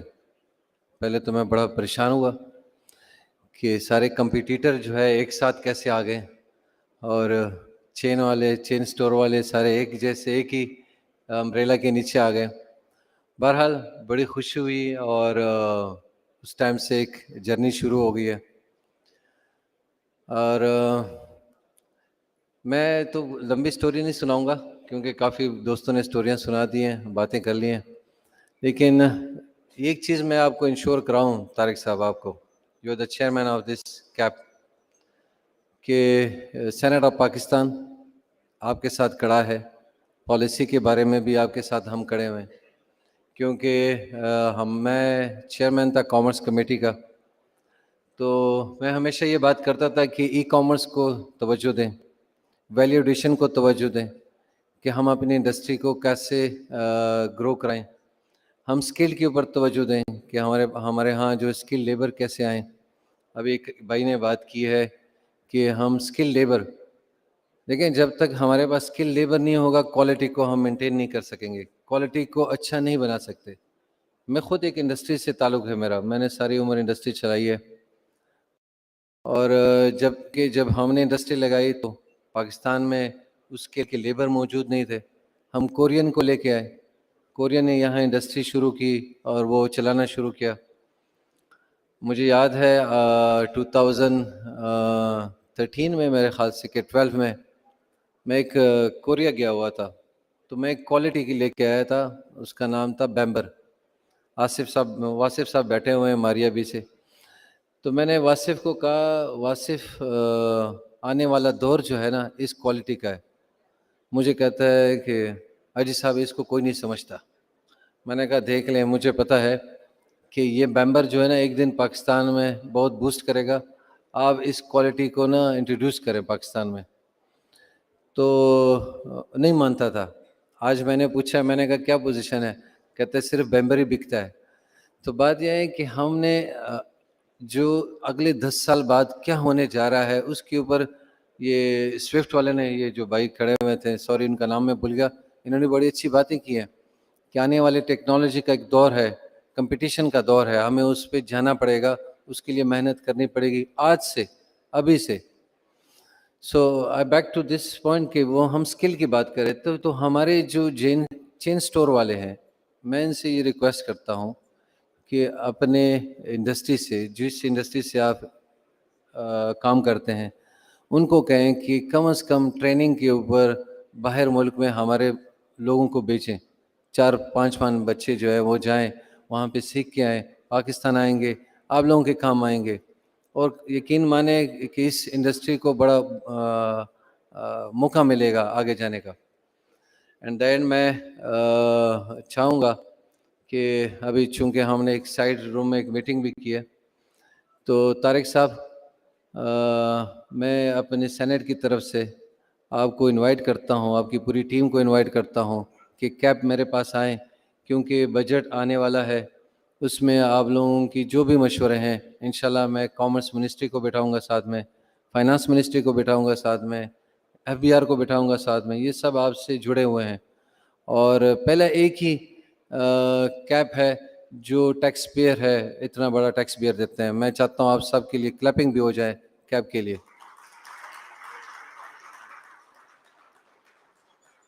और मैं चाहता हूँ कि इस तरह जैसे एक अम्ब्रेला के अंदर जो है आपकी लॉजिस्टिक भी है, आपका मॉल भी है, आपकी टेक्नोलॉजी भी है, आपके रिटेलर भी है, सभी एक ही बिल्डिंग के अंदर, एक ही अम्ब्रेला के अंदर आए हुए हैं।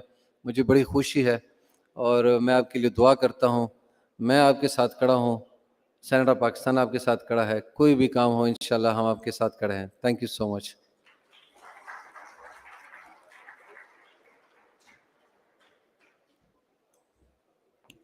शुक्रिया अफरीदी साहब, आपने बहुत सारा काम गवर्नमेंट के साथ, प्राइवेट सेक्टर के साथ किया।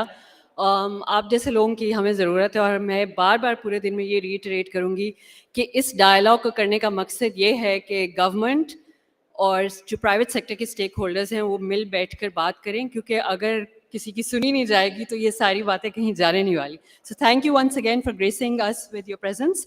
I have to close this session and I know that everybody is really looking forward to networking. We are unfortunately really short on time. As much as I appreciate you all being on time, some parts of the event we just have to make do with. So I want to once again thank everybody.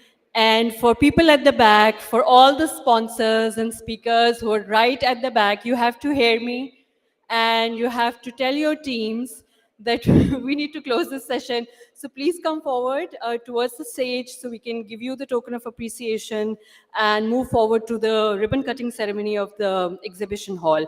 Afridi Saab, ek dafa phir mujhe aapko stage pe bulana padega. Rana Saab, kindly also, if you could assist him, please, to come on the stage. And I'd like all the speakers to line up, starting from Mr. Hamza Hashmi, so we can start giving them the token of appreciation. I'm hoping that you are all listening to me, including my team. Okay, great. So we're all in line. I'm going to announce, Hamza Sahab, aap yahan pe hai? Where is he? Okay, Asan, I would need your help in spotting people and getting them in line so we could close this session. I would need Hamza, I would need Rana Saab. Rana Saab को हम token of appreciation पहले देना चाहेंगे. Thank you so much, Rana Saab. आपने Chain Store Association के हवाले से जो भी बातें की, वो यहाँ पे बैठे हुए सब लोगों के लिए बहुत ज़रूरी हैं. And moving forward, okay, all right. So, Asad, thank you once again for putting together the objectives of the conference. We appreciate your presence and we appreciate this event that, you and your team have put together also. Mr. Javed Iqbal, sir, could you also please come on the stage? Jitni baatein aapne ki wo quite on point thi, including retail therapy for all of us. So, huge round of applause for him. Huge round of applause. तो ये कहीं से नहीं लग रहा.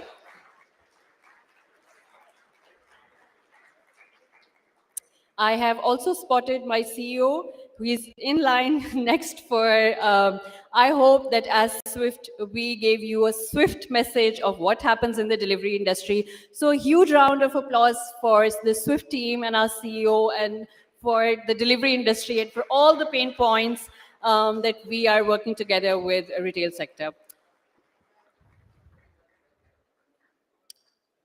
And Mr. Islam Shawi, next. Thank you, Islam.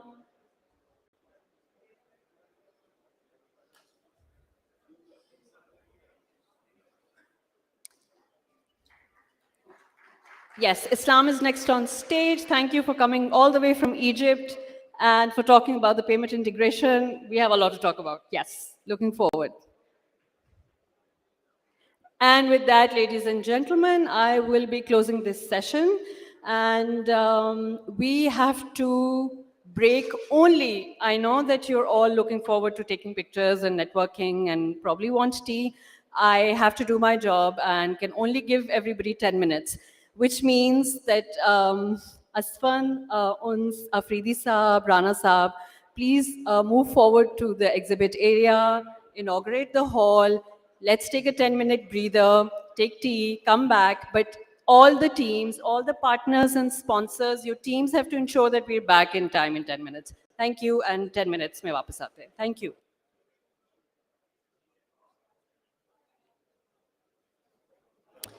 Oh, and could all the participants please have a group photo? Javed Bhai, could you please come on the stage for a group photo? And we could break for tea. Yeah.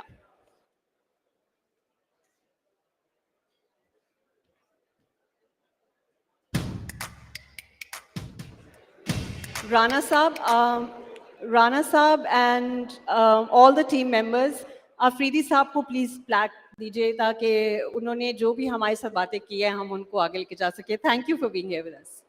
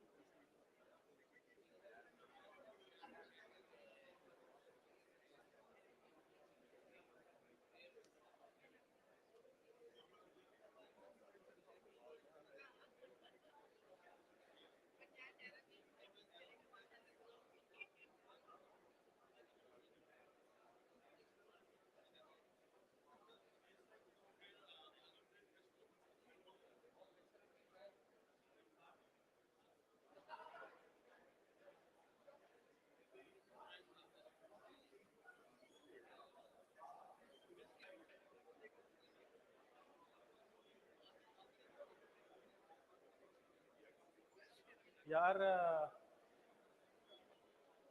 छोटे भाई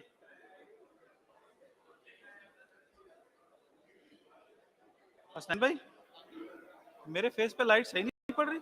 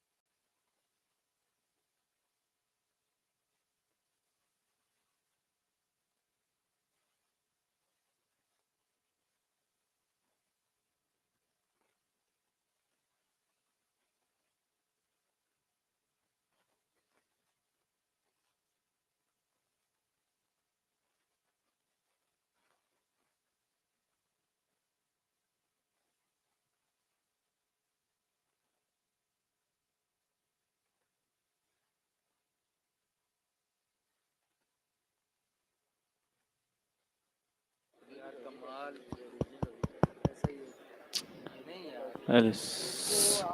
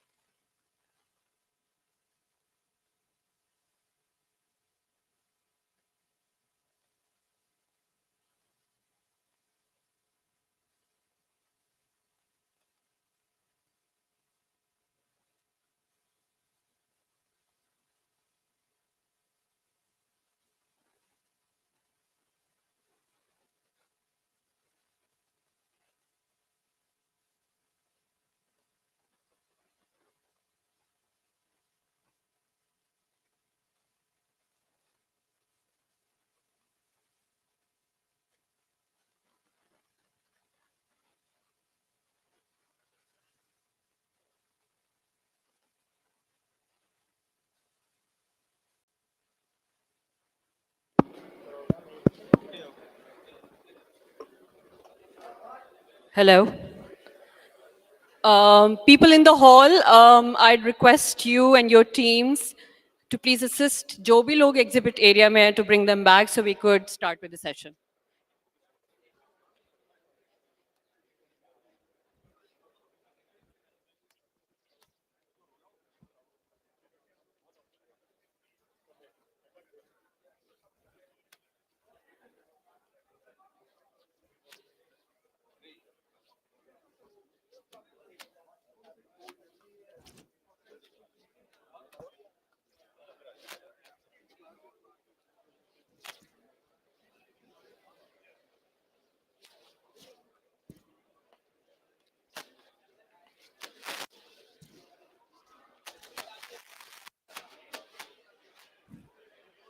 Hello, everybody. I'm really sorry I have to make this announcement.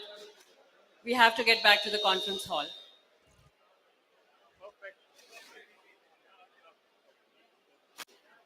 I have to do this.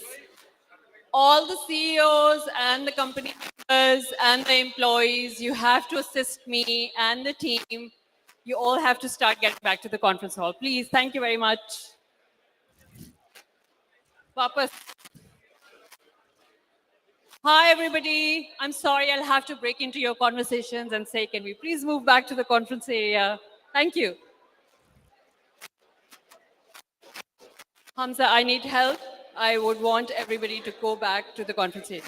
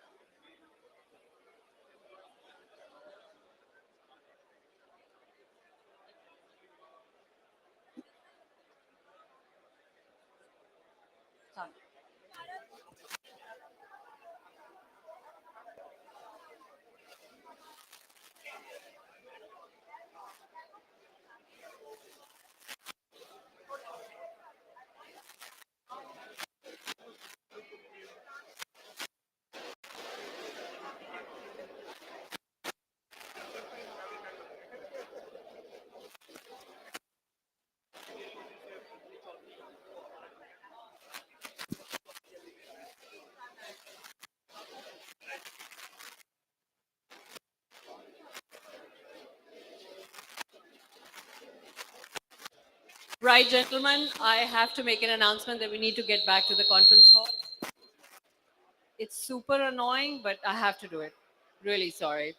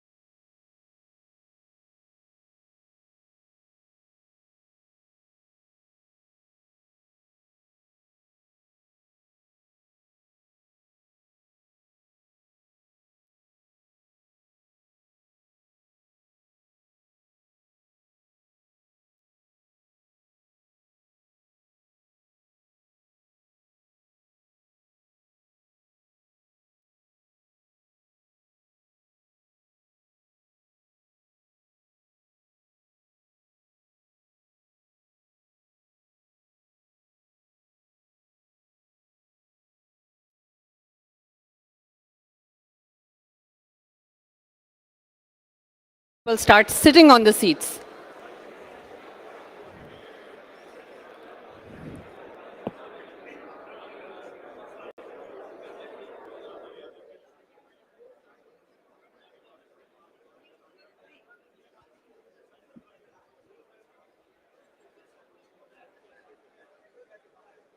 Right, gentlemen in the front, all of you in the front row. I don't like shouting.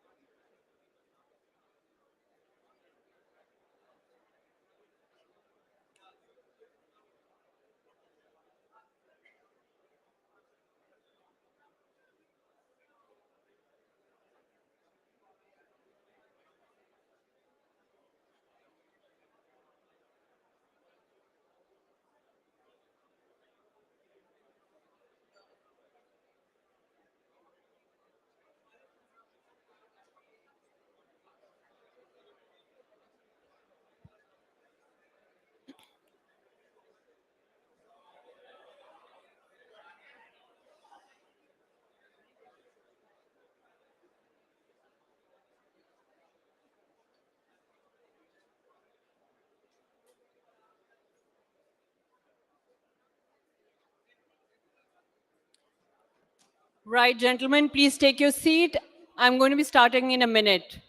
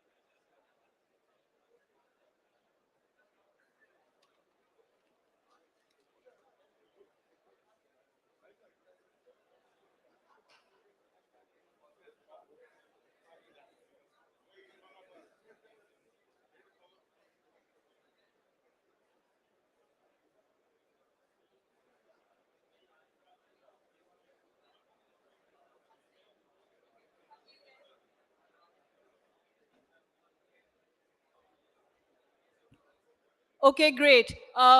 Thank you, everybody. For those of you who are still not seated, I find it a little disrespectful because we have our speaker waiting to speak, and a lot of you have paid money, and it's kind of not okay. So we have to move on. I'm sorry, I have to do my job. And Asif, thank you for your patience with this crowd. And as much as I appreciate our Lahori crowd, I know we're very jittery about networking. So thanks for all your patience. Ladies and gentlemen, I'd like to announce the next session, and I have to invite the CEO from Systems Limited, Mr. Asif Peer. He's been ready, and we've been trying to seat you all so we could have a conversation. I did not announce the house rules in the morning because I believe that all of us are adults, and I don't really have to say switch off your phones, you know, make sure we listen to the people and are not talking while somebody is presenting. So let's be mindful of that. Like I said, we're all respecting each other's time, and it's not okay that while somebody's presenting, we stand in the corridor right in front of the conference hall and start networking. Let's not do that again throughout the day. I'd really, really appreciate it, and I would really look forward to your cooperation in that regard. Thank you. Asif, we are ready. Ladies and gentlemen, Asif Peer, thank you.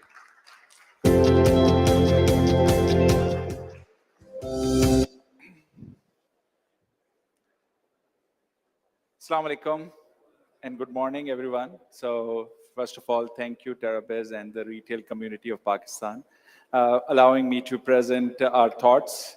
It still says retail technology, but I will try my level best to present that in a business scenario because I know that there are a lot of C-level executives who really need to map technology and business together. So I'll try to keep it simple and not too complicated. So don't look at the slides.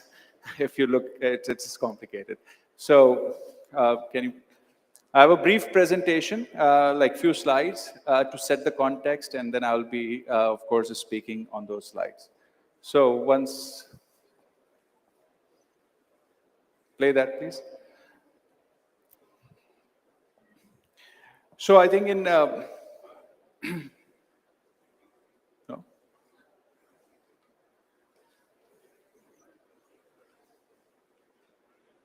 Okay. So I will start in any case. If they can play the presentation, that will be great. Otherwise, we'll just start. So what is happening in today's world, right? I will take this into three large topics, which I think most of you need to know about it in today's world. Number one is how this digital twin is going to work. That's what digital twins mean and how world is utilizing it. What is this e-commerce and headless commerce? You must have heard a lot about the new technology about e-commerce. And then the third thing that I will talk about, the supply chain control towers, that how these big companies are shaping their supply chain and using artificial intelligence, actionable insights, and transforming their operations, right? Okay. So, so now if you can see that what you guys have done, what the retail industry have done in last 2 decades, retail industry have used the mobile, cloud, and digital experience at the fullest extent. So this is definitely this is the context that retail industry have shaped up. And now on these three topics, we will just start and explain. Okay. So supply chain control tower, what does it mean? When you guys have now, what companies are saying is that you don't need to change your legacy systems. You are using SAP, you are using Oracle, you are using Microsoft, or you are using any technology. You bring the data in any format, and you put that data in between in the supply chain control tower, right? So this is what people are doing. Amazon, Microsoft, they have designed their software so they can take the actionable insight and then put that into, so you can orchestrate you can collaborate, and you can consolidate, and you can present and take this to the next level. So these are, and of course, like I would like to share 5 points which is very important into today's world. Number one is a seamless experience. You are now going to a retail store, okay? It's now, if you just think about the retail store, people want to have the similar experience in all the channels, So when you are walking into any store, we call it digital twins. What does it mean? You create like when you enter into a shop, your mobile app changes and it shows you the floor map of the store.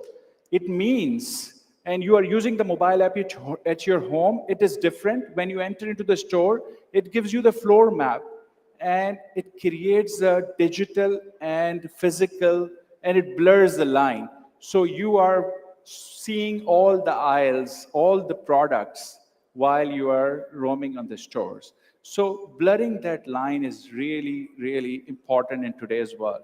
One other aspect that people are doing in today's world is the transparency and sustainability, right?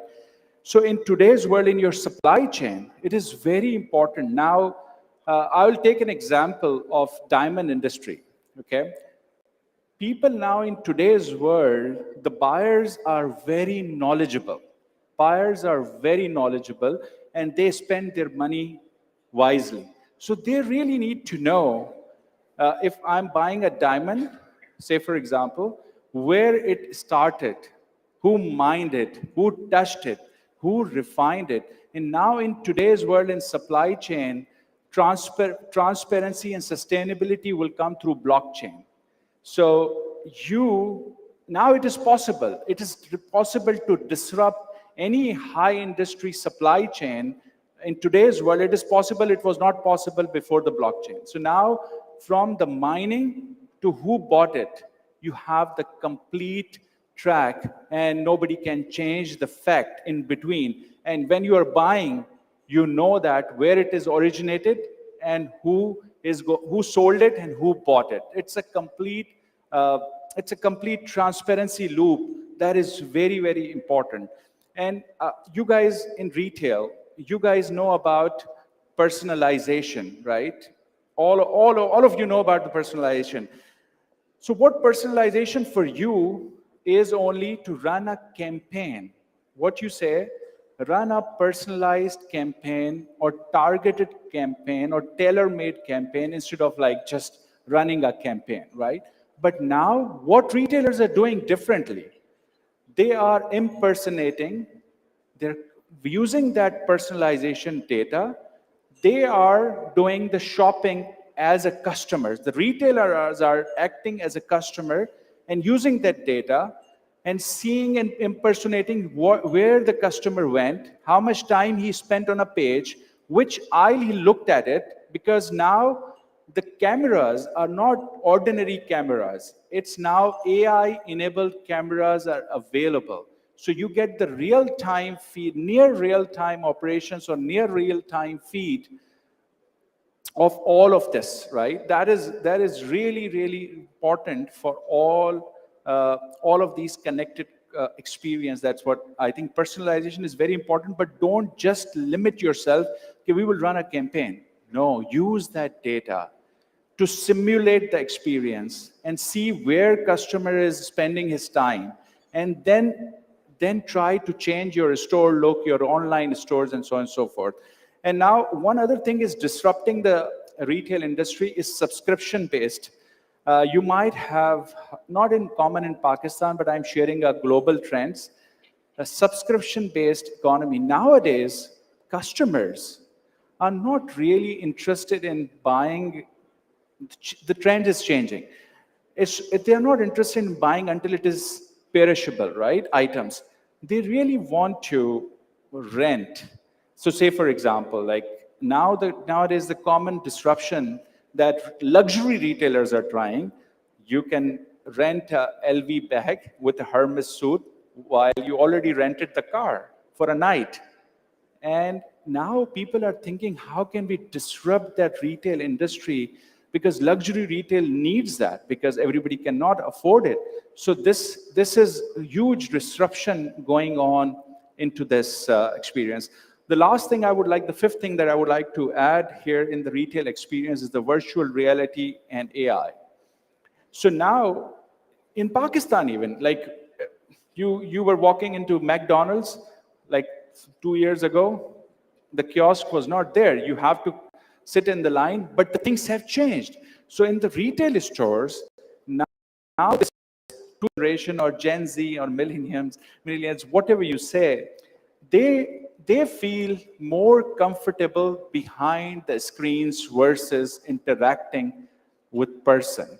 So just imagine if you are walking into the Sephora or any cosmetic shop and the female sitting like in the mirror, and the AI-enabled mirror can judge the screen tone through AI and the face complexion and so on and so forth, and suggest the product. And if you hit the button, it will show your face that how it will looks like, and you can do the variation, see what kind of a difference. Because I was reading the study, Forbes was sharing the $19 billion. $19 billion went into the training of retail associates globally in last 2 years, and with 60% turnover. So imagine, as a retailer, you have to use technology to be less human dependent. I think this is what this is. You can see that it is going on to global world, and Europe is doing it, but things will change. You guys also need to disrupt. My humble suggestion to all of the C-level is, don't look as IT as just as an OpEx, or just going to use that, okay, it will save my cost or operational and so on and so on and so forth. It is basically, its ROI is immense. You need to just think about it, because if you don't utilize the data, I think it's unbelievable. You can't even touch and attract your customers. You can't forget about personalization or anything. So data in today's world is a key, and technology can be your disruptive agent. So I don't want to supply chain trends. You guys already know about it, most of it. Everybody needs a responsive supply chain, right? Supply chain resiliency and agility. As you know, what is happening in supply chain? Unifying the data across various, not just the first-party data. Everybody can have a first-party data, right? I can give you an example, like my vendor is doing this, my supplier is doing this, my business partner is doing this. But nowadays, its external data is available in these supply chain control tower, which can tell you that this line, there is a disruption in this shipping company, there is a disruption in this product because this raw material is not coming.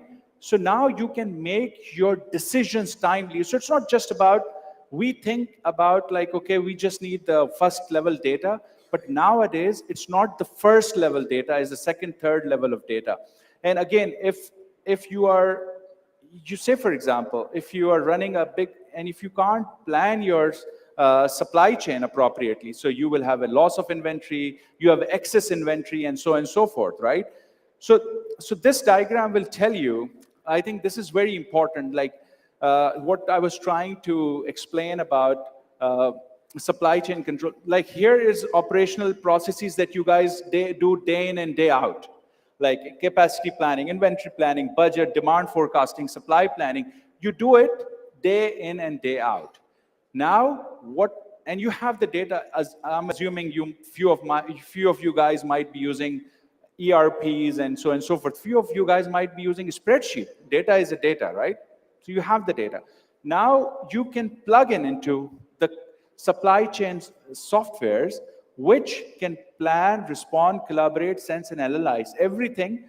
And then it gives you an output, not just based on your data only, but it combines all the artificial intelligence, all the external data that comes pre-packaged with actionable insights. And then it gives you your order management, your production control, replenishment, logistics, and material management. So it's a continuous loop, which as a business people, you need to use that to orchestrate, visualize, and collaborate. And this will be what they say, how can you do more with less? So even if you save 10% of your OPEX, which study shows by Forbes, Gartner's, IDC, it's not my study. 10% of your OPEX, if you can save by technology, you can do a math, right? By just optimizing your supply chain. So, of course, like what I showed you, where from your isolated planning to collaborative planning to cooperative planning, where you want to be, cognitive planning, where artificial intelligence using your first level data, which is available in your ERPs or your partners' ERPs, your vendors' ERPs, your suppliers' ERPs, or whatever, you need to reach at the point where it is cognitive. Now, you just define and refine the algorithms and give the input, and with the external and internal data, it can give you the result, what is going to happen in my supply chain. So this is really important for you guys to understand and learn that world is going towards cognitive. And you guys might have heard, just to simplify it, like people, not like IT people, of course, knows about it, but we call like 3-4 layers of data. Descriptive data, which you guys are used to it from like 30 years. You get the reports, not the real-time reports, but your IT guys give you the report at the day end or whenever you want to get the report, and this is the report, right? You see, okay, what happened in my store and when, that's about it. But now the world is moved to 4 steps. The next level is predictive. So what predictive comes in, you guys must have heard machine learning. Your IT guys might be telling you machine learning, machine learning. So what machine learning is, it's basically learning the data that you have for 20 years and giving you prediction what is going to happen. How is your customer going to behave? Is your customer going to be churned? Is your customer going to come back? Oh, there are many scenarios you can run and use cases. Now, you must have heard AI, of course, 100 times. That is prescriptive. Now, AI is telling you, based on your descriptive, based on your prediction, this is my prescription. This is what you need to do to get your customer back. That is your AI. And now you must have heard from your IT folks, again, because I'm from technology, so I hear those arguments. Sir, we don't have enough data to run the AI. We don't have enough data to run AI scenarios because AI and machine learning needs historical data. So now the world has moved on. They understood that whenever there's a problem, there's a solution. They call generative AI.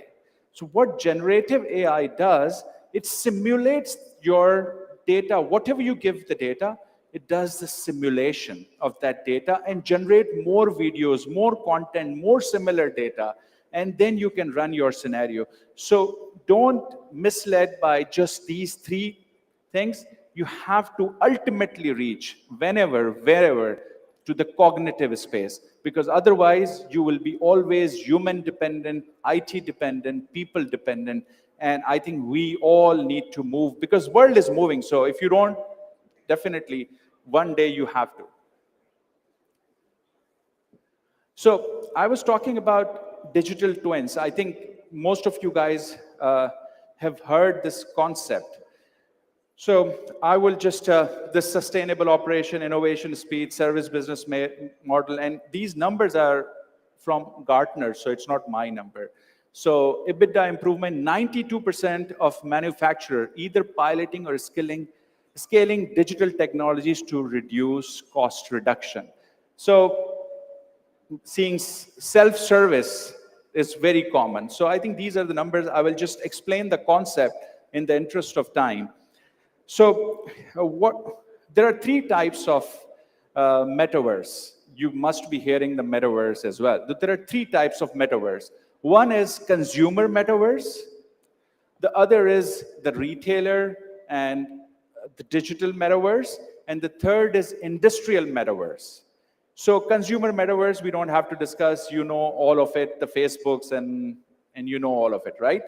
But what is important now, what people are doing actually, that they are, digital twins means what? You are just replicating your physical space to your virtual space. So now your shop, or however your shop is designed, you are creating a similar floor plan in your virtual store. So that's why it's called digital twins, right? So what is happening? People, we are blurring the line.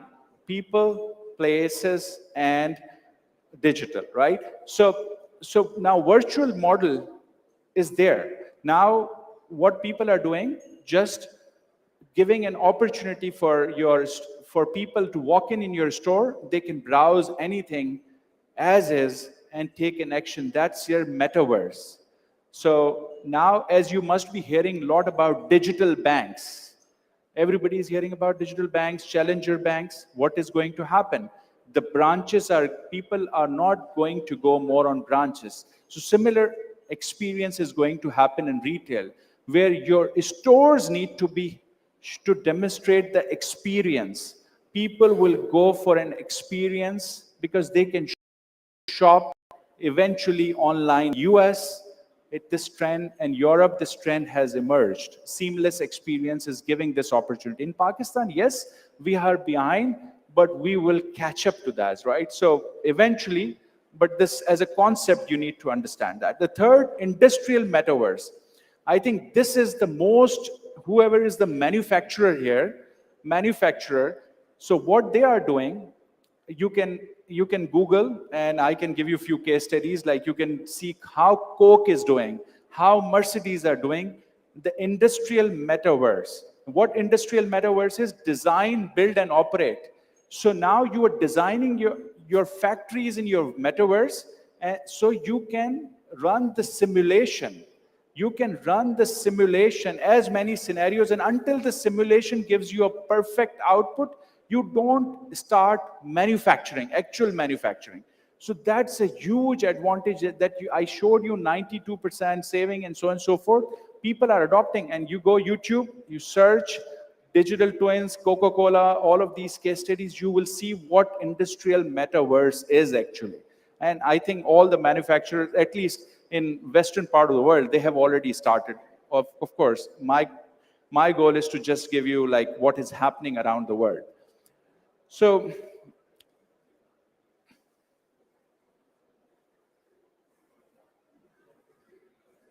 okay. Okay. Sorry. Okay, so the last topic that you guys need to understand, I think, what is composable commerce means. E-commerce is a very online e-commerce, it's very common. Everybody knows it, so I don't have to explain it. What is composable commerce? Composable commerce is like, basically, now nobody designs the monolithic e-commerce sites. If you just, somebody tells you tomorrow morning that I will write a Shopify website and it will be up and running, yeah, it will be up and running for few days, few months, until you get, if you want to be in a real business, then it won't work, 100%. 100%. If you want to do the real online business and want to be scalable and believe in your online product, it won't work. So composable business architecture, I don't want to go into the technicality, but what it does, that you design your backend system, you design your backend systems, irrespective of whatever technology you use, and then you offer the services or middleware to access. For you guys, like simple for business people, you can call that, I say that get my order as in English. That's an API that you don't know about what is happening in your kitchen at the back end. So you disassociate and you design all these small services which can give you get address, customer validation. You just know that English concept. For you, You're just calling those services. And these are microservices API. And cloud native, you must have heard. I'm just, again, sharing what cloud native means. Like these hyperscalers like Amazon, Microsoft, Oracle, you can scale up and down. So if you have a Black Friday or whatever you call White Friday, whatever the sale going on, your campaign going on, you can up and down your compute power because now nobody stops you. Earlier, you need to have hardwares and so on and so forth. So your e-commerce or composable commerce needs to be on cloud native. And last thing I would like to say, what about headless commerce? Again, your IT might be sharing with you, if you guys are C-level, what does headless commerce means? It is nothing, very simple. You disassociate your front end with back end. So if you want to have a web experience, you can design your web, your back end doesn't change. You change your mobile app, your back end doesn't change. So you can come up with many faces of your front end and your back end doesn't change. So your investment to roll out the new channel and give the seamless experience to your consumer will be seamless with this headless commerce. So I just want to end here. Just wanted to share like these concepts. To be honest, it's 15 minutes, so I just try to cover up very quickly, at least the buzzwords. So if you retain those buzzwords, you can Google, look at the composable commerce, headless commerce, digital twins, supply chain control towers, and actionable insight, the AIs, and so on and so forth. And you will get a lot of content, and it can reinforce the learning if you guys. So thank you very much for having me here. Thank you.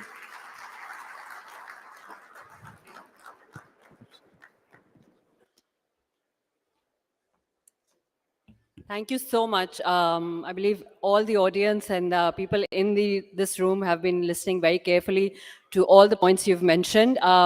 And my take back was that I stuck to the virtual experience as a customer, something I still look forward to in the local industry. So I'm hoping all of us are looking forward to building all of this and inculcating this in our business models, which makes me move on to our next panel. And our moderator is here, Shakil Jadda Saab. He's the Associate Professor at LUMS.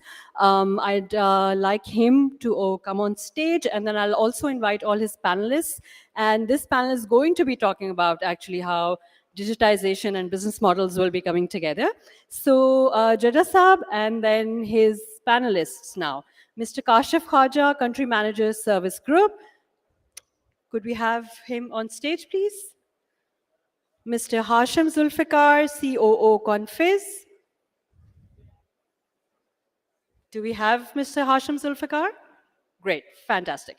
Mr. Monis Rahman, I see you right in front of me, CEO Dukaan.pk. Mr. Hassan Bukhari, Chief Operating Officer, Mason Consulting and Solutions. All right, over to you, Jadda Saab.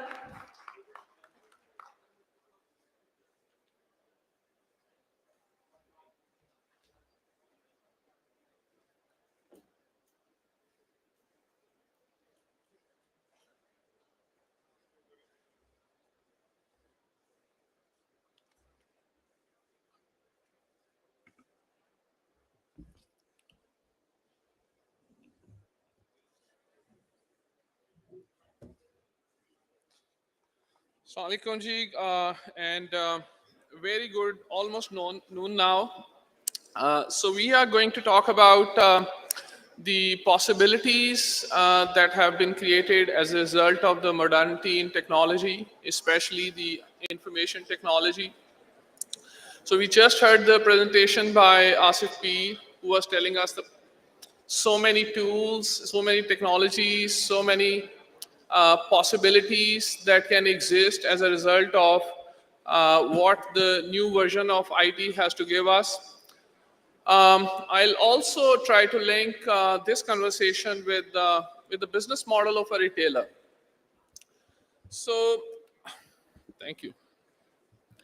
So if you look at the business model of a retailer, then you have to worry about your front end, your back end, your internal operations, and I mean there is one way of looking at it, which is that what is that technology can offer me? So technology can offer you a lot. So technology is a pack of bar of so much technology, which has so many implications. It can help you do many things.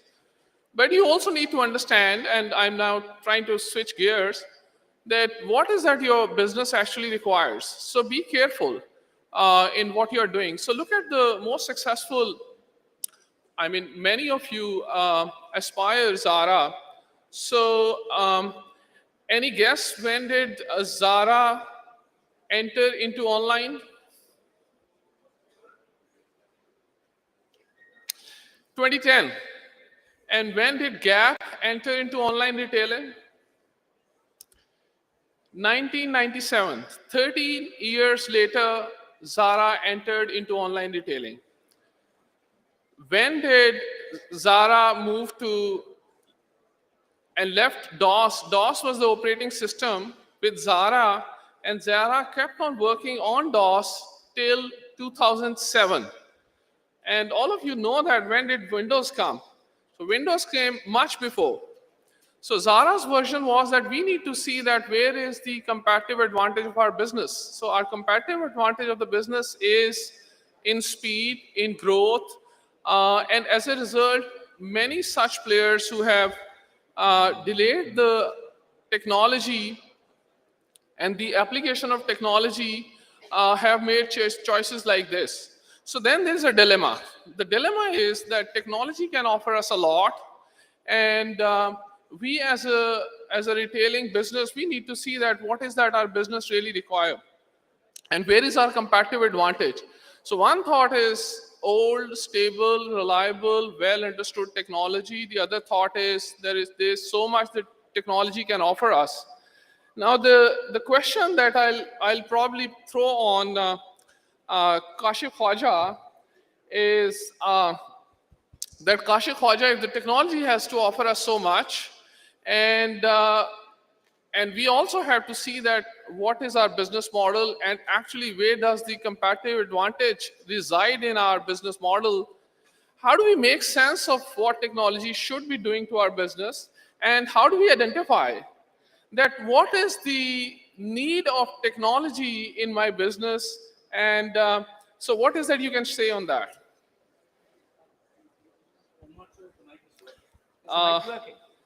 Can somebody fix the mic?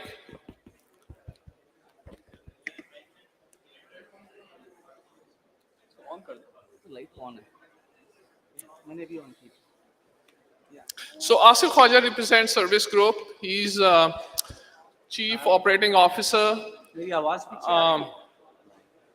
And he can perhaps comment on this. Mic is not working. Somebody, we can. The audience says we can hear you, but I don't know whether the last benchers can hear you. Okay. I think this is not audible. The role of technology or digitization. Can we have hand mic? Because this is not audible. I'll give the hand mic. You can take it back.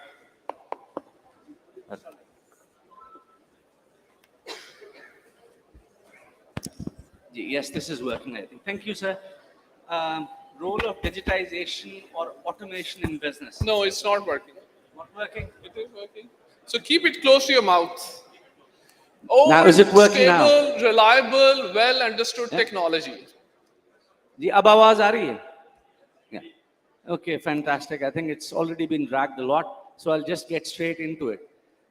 So I think if we look at the businesses and the type of businesses, I think few are very, the type of businesses which require automation and digitization, telco, banking, these cannot operate without digitization and automation in this time and age. I think retail is very close as well. Particularly the organized retail, if you talk about it, technology cannot be separated from the business. So I think the role of the business is integral in not just running the business or being efficient. It is just being operational. Just it is the license to exist. Khwaja sir, this is not audible. This is not working. So maybe. I think it is working. I think we should talk to the audience. Is it working? Can someone raise the hand from behind? Is it working? Chale, it's working. It's working. Right. So it's that fundamentally important. I think the core issue. I mean, I just wanted to highlight one of the fundamental issues that we face today in the retail industry, which is it has not yet evolved to being an industry as such. The ecosystem is not developed, the talent is not there, and this is true across all segments, from merchandising to sales management to technology side. That is the core in this segment, and digitization as well. Because most of the talent which is developed is primarily developed on FMCG platform, because that has fundamentally been offering jobs to most of the graduates and and professionals. The retail industry evolution in Pakistan is only, I think, 20 odd years before, and it is still largely mom and pop stores which are not organized, and that is why we feel there is a massive shortage of talent, which then translates into the evolution of the industry. So the first and the core element, in my view, is the talent, which transcends across all areas. Secondly, I think it's a mindset. We have not yet realized in the industry how technology can help us in accelerating our business. So that mindset, if that comes through, then I think the changes do follow. It's a mindset, and it is not still considered as a viable investment which can actually grow business. Once that comes in, then I guess the rest follows. Rest is all, I think, the technical details with respect to having the right and the number of suppliers which are competitive amongst themselves when it comes to technology partners. If you look around, the ecosystem in technology partners side is pretty thin. And I do sympathize with Hashim and, of course, all these guys who are offering these services to this industry, because they are facing exactly the same issue of not having enough talent. They train people, they come and join them, and then a year later, they have an entirely new team. So it is an extremely difficult situation for them as well. But to me, I think the core is, if we want to take this industry forward, if we want to have digitization actually play a true role in accelerating these businesses, we have to somehow sort out this talent issue. And for that, I know there are a few people here from academia. Retail industry, I know it is now gathering momentum. So, it will be my sincere and serious request if you can actually tailor and develop programs so that we can actually have the talent which is geared to deliver to the growth of the retail segment. I'm not aware if there is, please correct me. Even LUMS today does not have a retail specialized MBA program. The current MBA program is focused on FMCG. I am not aware if any other schools have that. The merchandising management is also something which most of the guys, there is a broad supply chain program which does not even cover the basic 20% of what is required in the retail segment. So that, I think the skill set is the core issue which somehow the companies have to struggle with when we, and we have to actually train people on those dimensions. Third, I think key thing is your international players. There are very few international players in the retail landscape. Retail players, if they come into this market, they will bring a lot of best practices. The talent development will also follow, and they will support us in that way. Somehow, our tax culture, our documentation of the economy somehow scares them away. Those international players do not come into this market. I hope they do come at some point in time, because they can create an overall market which can be a lot better than it is. So to me, those are the fundamental challenges. Digitization is the key. We have experienced that our organization, we have gone through a substantial transformation in the last 3 years. I think at the core of it was the insight, which is not possible without having a robust technology solution. We have got a technology partner sitting right next to us. and they have, of course, supported us along that journey, and that has played a pivotal role. So I Thank think you, that's thank where you, I was. Khwaja Saab. So, I mean, I can make sense of what you're saying, that digitalization everywhere is creating advantages for many retailers, and with the plethora of possibilities with Industry 4.0 and Retailing 4.0, there are many possibilities. Um, so I will say that on your comment on skill manpower, I think in the era of digitalization and with so many possibilities that Asif Peer was talking about, you need curious minds. You don't need minds who are seeking answers. You need minds who are asking the right questions in your business model. And how can technology be leveraged in your business model? So with that, I'll go to Hassan Bukhari. And Hassan, this is the sense that we have gained from Kashif Khwaja. So what areas in the retailing business you think are most ready for digitalization, where you have the right mind, you have the right mindsets, and you have right the skill set? So your thoughts on this? Yeah, thank you very much, Dr. Saab. And honestly, it's a great question. And many retailers ask us same while adopting the technology. I am very glad that in today's session we have a Pakistani industry retail think tanks who can think of that how they can compete with the international retail market. I think if we speak with respect to the retail local market, we are doing good. But in order to compete, I think with the international retail market, brands, especially like Zara, Marks and Spencer, we as a nation really need to adopt digital transformation trends which are now in the international market. In my opinion, key areas that are needed in the retail industry are the customer loyalty, number one.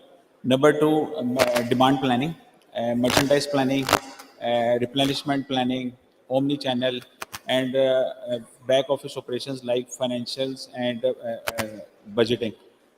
Among these key areas, I think the utmost important area is the customer loyalty, because as a retailer, if you don't earn the customer loyalty, you cannot empower your representative.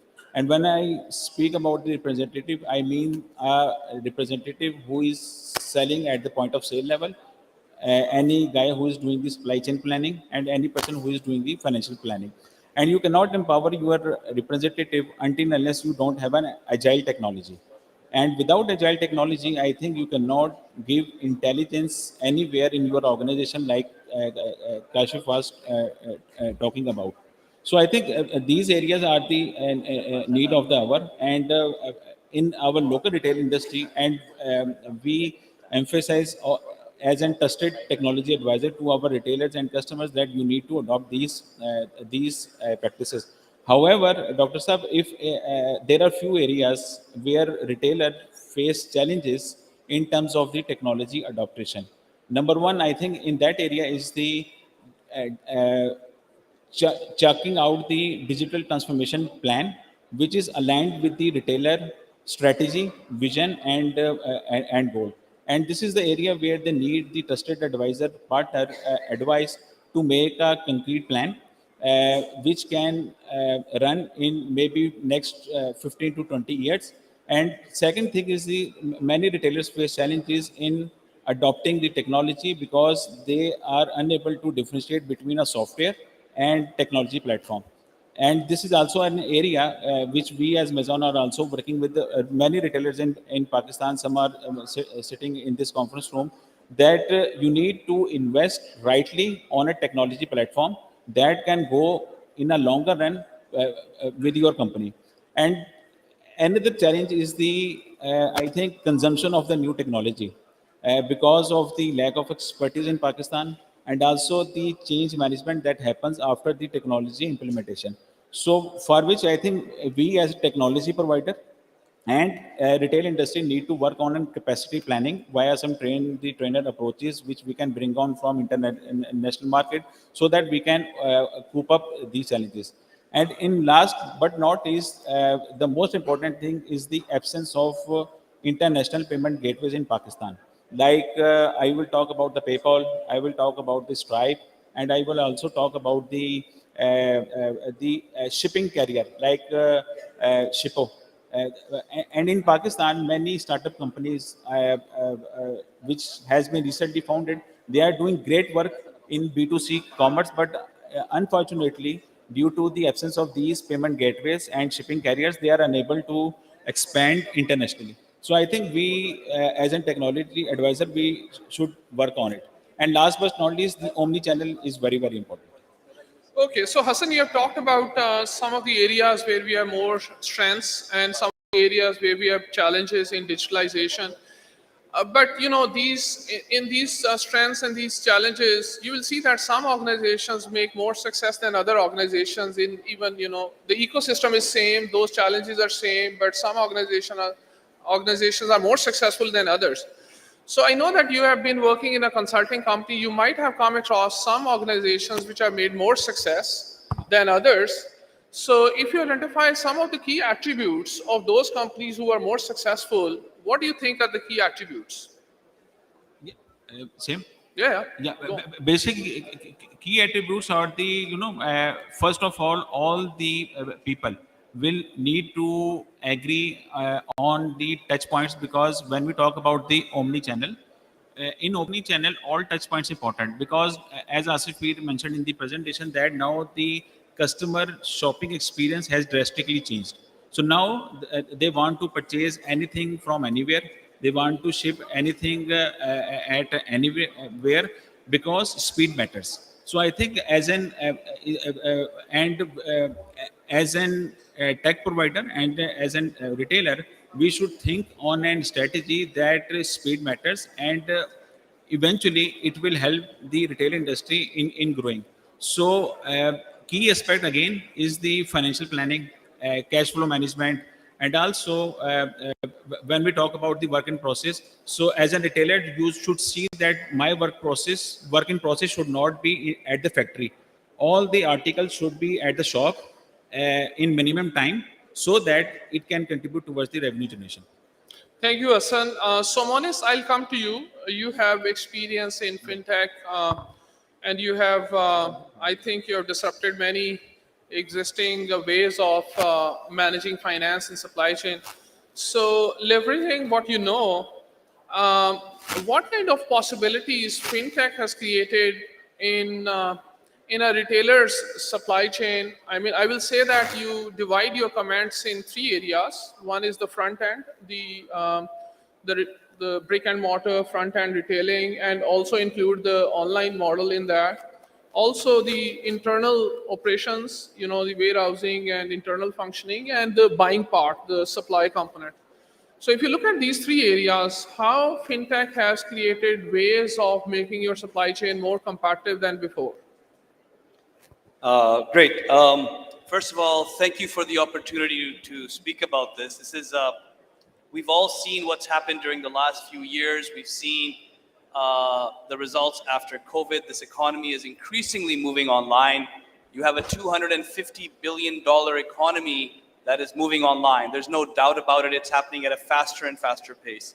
And this is fueled on the back of smartphones, where now 80% of adults in your country have smartphones, ID cards are verifiable, and lots of financial inclusion is happening on the back of smartphones through mobile wallets.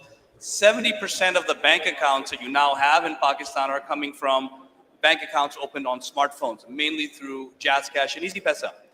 So there's clearly a transformation that's going on, and at the same time, expectations of your customers are to buy online.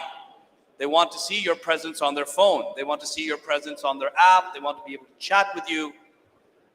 And every retailer is now struggling to keep up with consumer expectations and the evolution of this ecosystem, because enormous amounts of opportunities have now been created as a result of this new interconnected super ecosystem, where now you have finance that is interconnected with retail and warehousing and inventory, your logistics. So I think what's first of all very key to understand that I want to highlight is that when you talk about software, you should not be thinking about standalone software in a closet that's run by your accountant.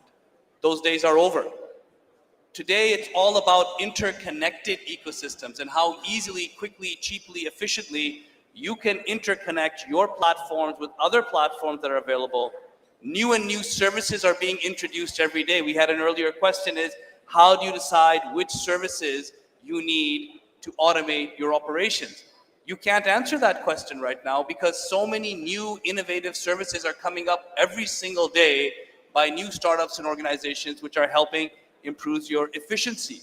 But the problem is that they all require interconnected data, interconnected transactions, otherwise they just don't work.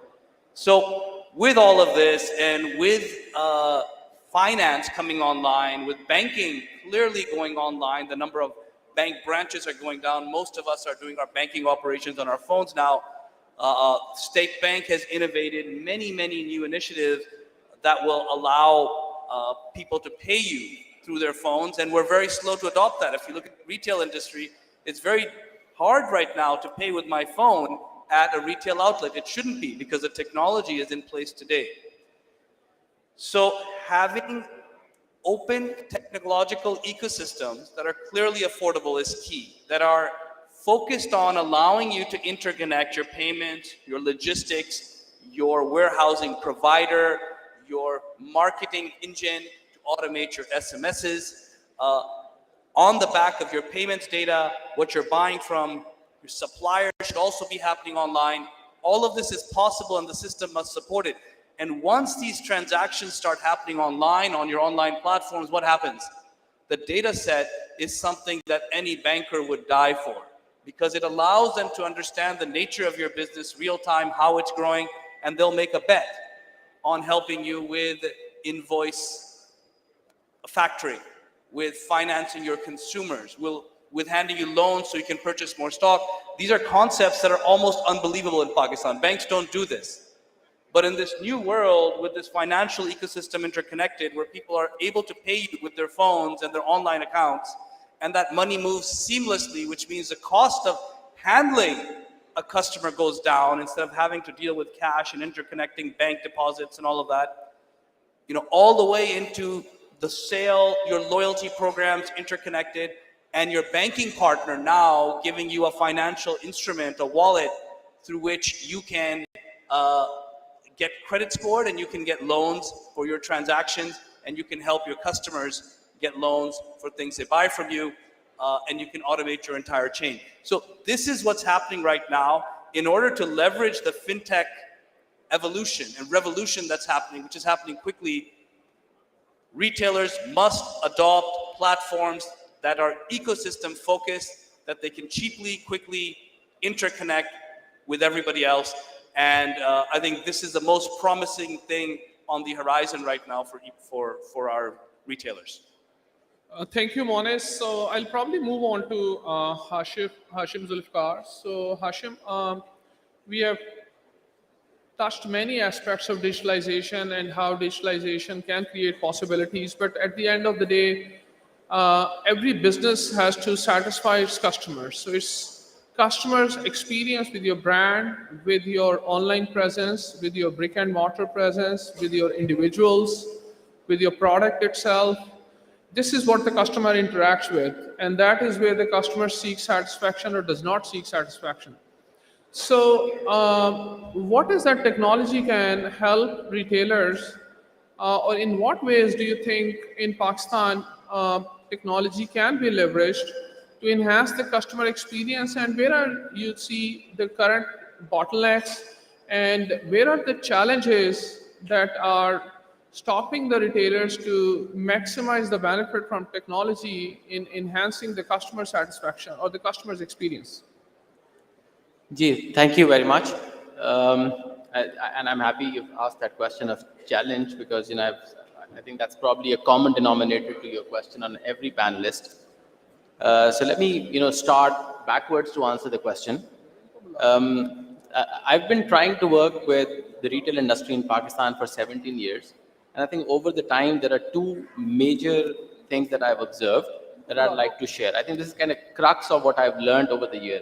Everybody has talked about the vision of what technology can do for you guys. And I think generally speaking, I know a lot of people here, they are very clear on what are the possibilities of what technology can do. The two things that I think kind of major obstacles to making that happen. Number one, a realization that we are living in a world where there is an acute shortage of talent. You know, it's a global world. If there was any space left in being global world, you know, COVID has kind of killed that space. So we live in a place where I, as a person, have option to work for a company in North America, in Australia, or in Pakistan. So, you know, the talent is being pulled to the most lucrative opportunities.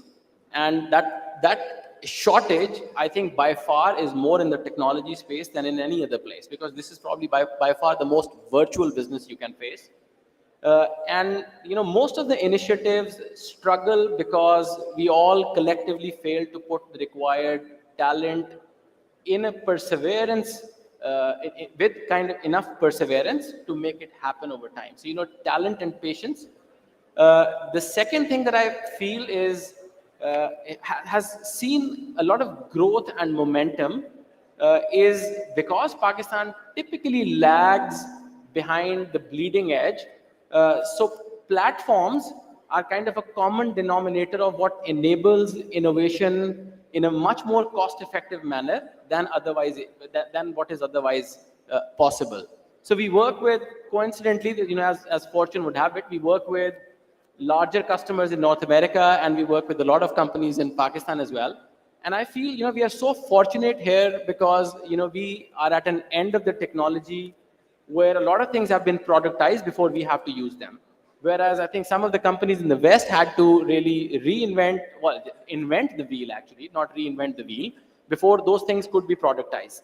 So I think general awareness, you know, treat talent not as a commodity, but rather a very, very precious asset in the organization. And platforms are your way to reduce cost and innovate faster. So going back to the first part of your question, I think, you know, a lot of people here already understand, other speakers have alluded to it as well. Technology is enabling almost every facet of how, you know, your journey of interacting with the customer from pre-purchase all the way to after sale has affected. You know, it absolutely, I have seen people's business grow from negligible proportion of online to, you know, a very, very sizable chunk of business. So, you know, how your product is discovered by your buyer, you know, how they get feedback of your product versus, you know, getting it delivered from home, you know, evolution of options of how that product is finally, the orders are fulfilled in store versus fulfilled from store to your home. You know, all those options of how a customer discovers, transacts, has been enabled by technology. And by the same token, you know, I think Asif was mentioning about the digital twin concept, you know, how your app behaves when you're in store versus pre-purchase versus post-purchase, you know, your post-purchase journey of, you know, how, you know, you run your customer service, how your satisfaction service, all of those aspects are enabled by technology. This gives you an enormous amount of data about your customers, like Monis was mentioning, and, you know, technology is also enabling how you can smartly use that data to profile your customers, make your communication with them more relevant and personalized to their need. And that is happening at every stage of the customer's life cycle. Thank you, Hashim. So I guess we have to stop now. What I can make sense of the so far conversation is that digitalization and technology is giving us many ways, has the power to do many things, but at the end, you have to see where is the competitive advantage of your business. How does your business work? What's the operating model of your business? And how can a part of the technology, whatever is available, can help you strengthen that source of competitive advantage. And that's how you should use technology for your business.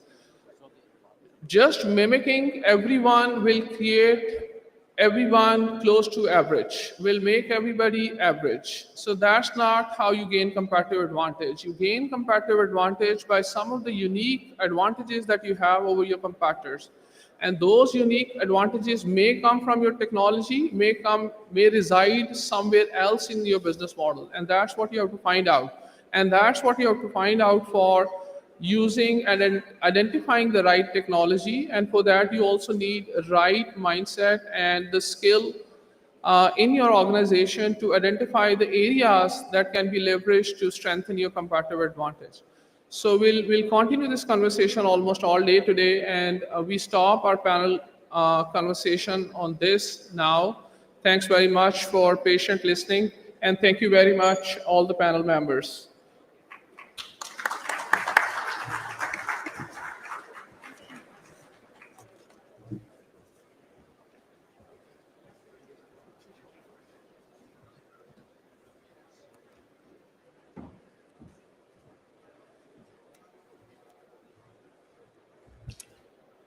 Thank you so much, all of you, and thanks to the audience also for your cooperation and for being patient. And moving on, I know that we're short on time. We still have a couple of conversations before we break for lunch. I was listening to this conversation, and 2-3 words that I picked up on, like Mona said, interconnectivity, then ecosystem-centric conversations. And so building up on ecosystem-centric conversations, a very important aspect that we've been talking about, we need to talk about is something I'm going to announce for my next panel, is the supply chain of it. And so moving forward, I see the CEO of Algo, Mr. Usman Barkat, Chief Innovation Officer. Usman, I know that you're moderating the session, but he's also going to be talking about, offering some insights into what AI is going to do. And while he continues with his conversation, I would also like to invite his panelists, Mr. Ali Khan Bajori from CEO Jomo Technologies. Ali, I just saw you and met you in the morning, and your team is clapping for you. So if I could please have him on stage. Is he here? Miss Fatin Gondal, is she here? Okay, Mr. Ali Chaudhary, Head of Growth, Swift Logistics, you are definitely here. You can come to the stage. Let's, Mr. Jawad Mirza, Managing Director, Call Courier. Do we have Jawad Mirza here? Fantastic. I believe, Ali, we're looking for you, Mr. Ali Khan Bajori. Whenever you hear this, you're needed on stage. If somebody from his team could just please prompt. And so, yeah, so over to all of you. I know that we are short on time, but I believe you're fantastic with time, so yeah.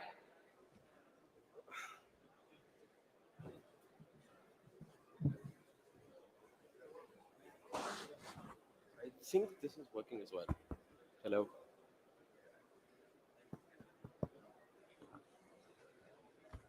Hello. Assalamu alaikum, everyone. I hope you guys can hear me. Somebody help me with this.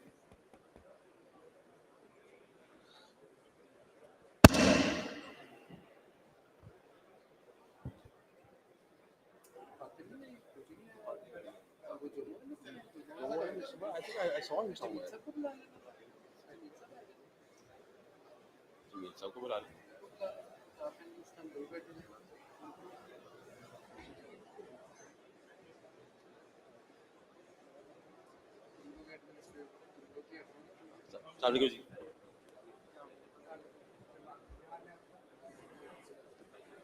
Sorry, I thought it was a late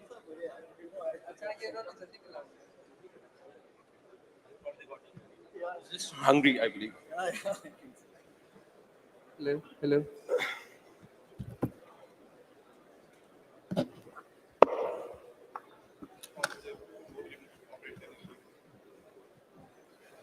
Can you guys hear me? I think I'm all right now. Thank you very much. Sorry for the glitch in this technology. Let me quickly see if I can put my slides on. Slide deck.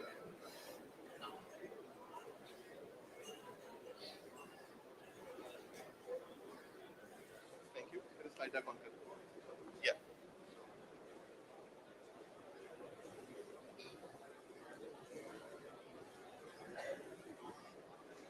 Can you guys put my slide deck on, please? Thank you very much. Welcome, everyone.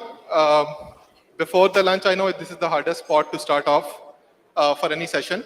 I'll try and keep it very simple, straightforward. I'll try and build from the concept shared by Asif and Hashim and Kashif and Shakil Jajja, so that we have that relevance and continuity to the conversation that you guys have already listened to. A quick snapshot into who Algo is before we jump into the topic of today. Algo is a North American-based firm that has a center of excellence in Lahore. We deal with 30 of the Fortune 100 globally. And in interest of time, I'm quickly going to skip a few slides just to showcase that we have this presence in retail vertical, from retail to high-end electronics, from media and entertainment to CPG to fashion apparel. So we cover in retail primarily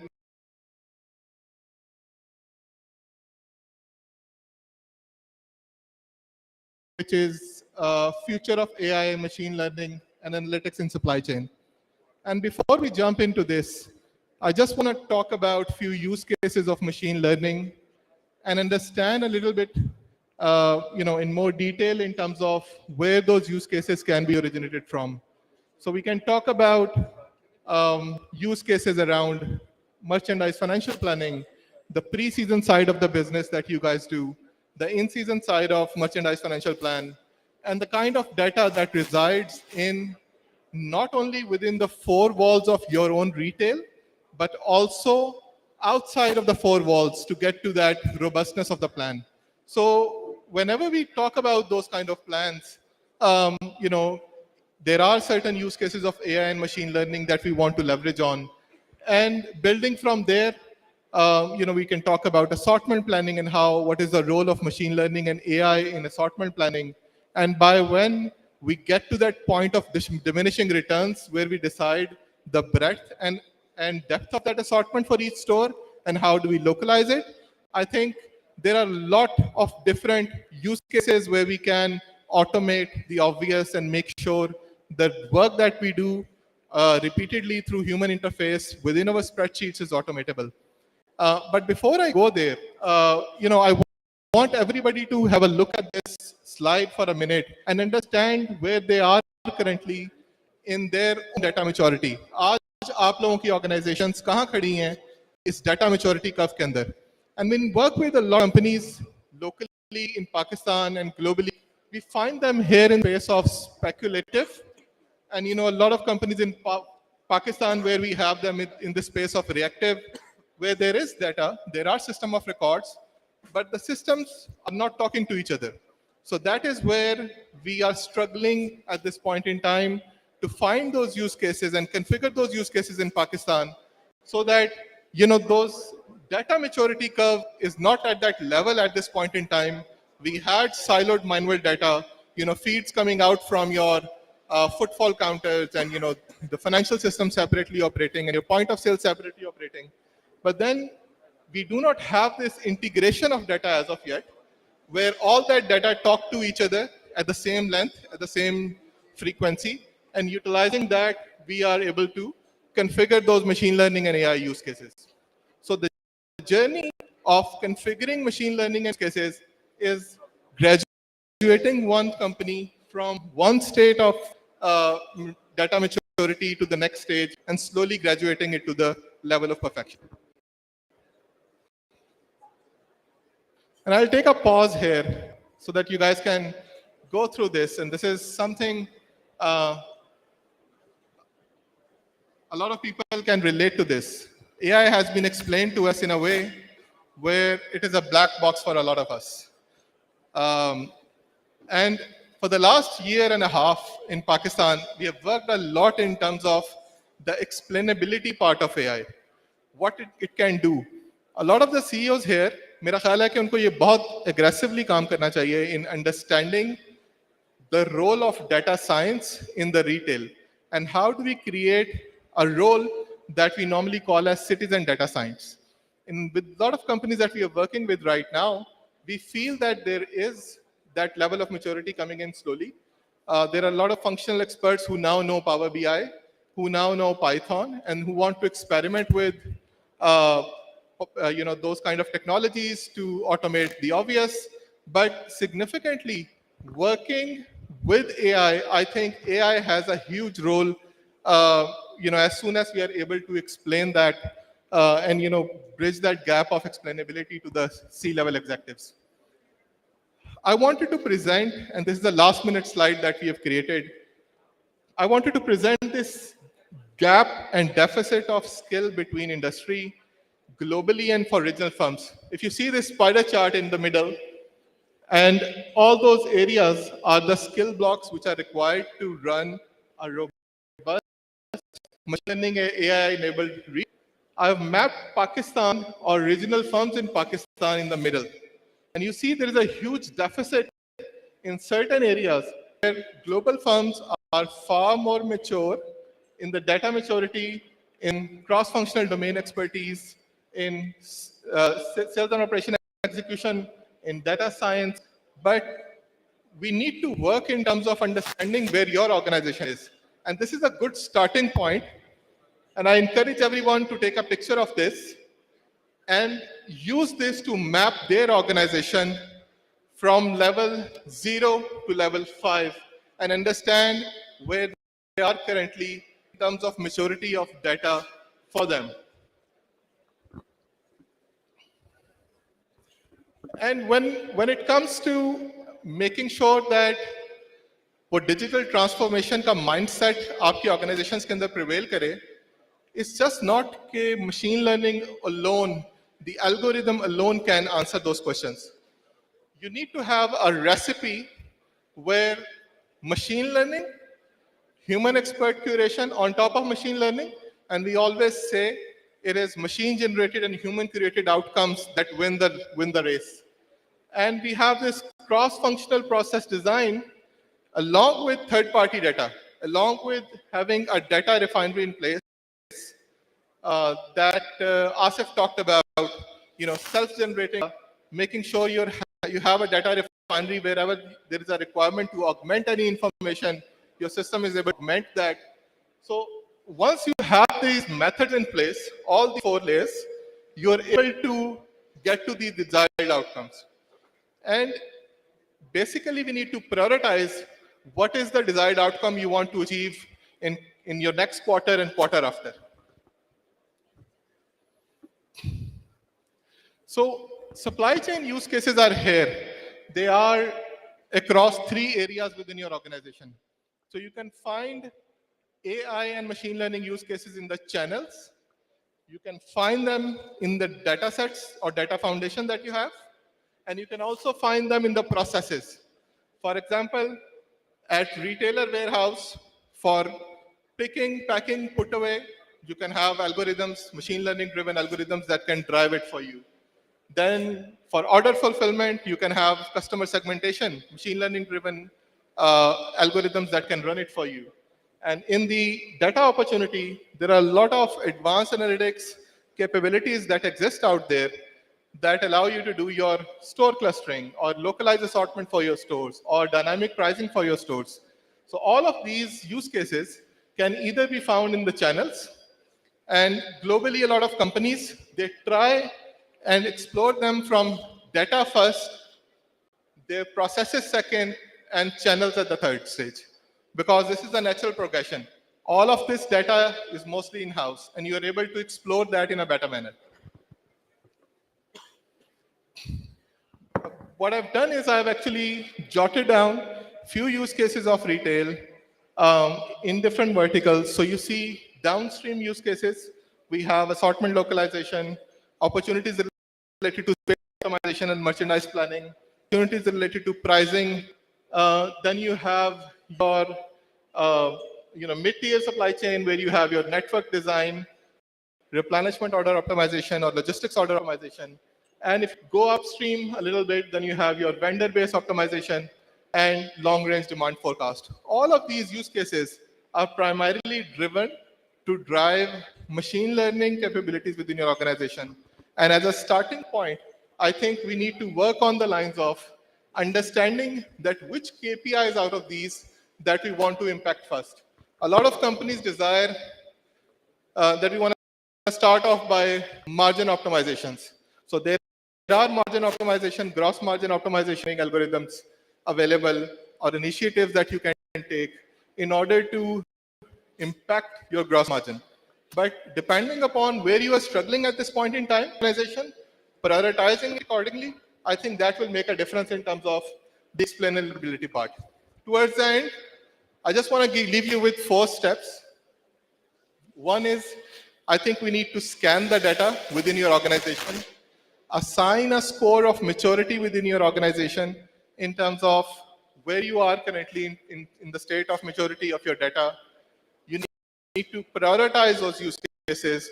I always say that you have to assign difficult impact metrics in terms of where your low-hanging fruits are, and then automate the obvious. Don't be ambitious enough to start off with the most complicated one. We always, once you have this difficulty metrics in place, then you are able to understand how can we automate the obvious. And lastly, we can always, as an organization, as Chain Stores Association of Pakistan, we can influence the ecosystem that we work in. There is a lot of goodness that we can drive from syndicated information, and from there we can, make an impact. Thank you very much. I'll move on to my panel conversation. Thank you for listening.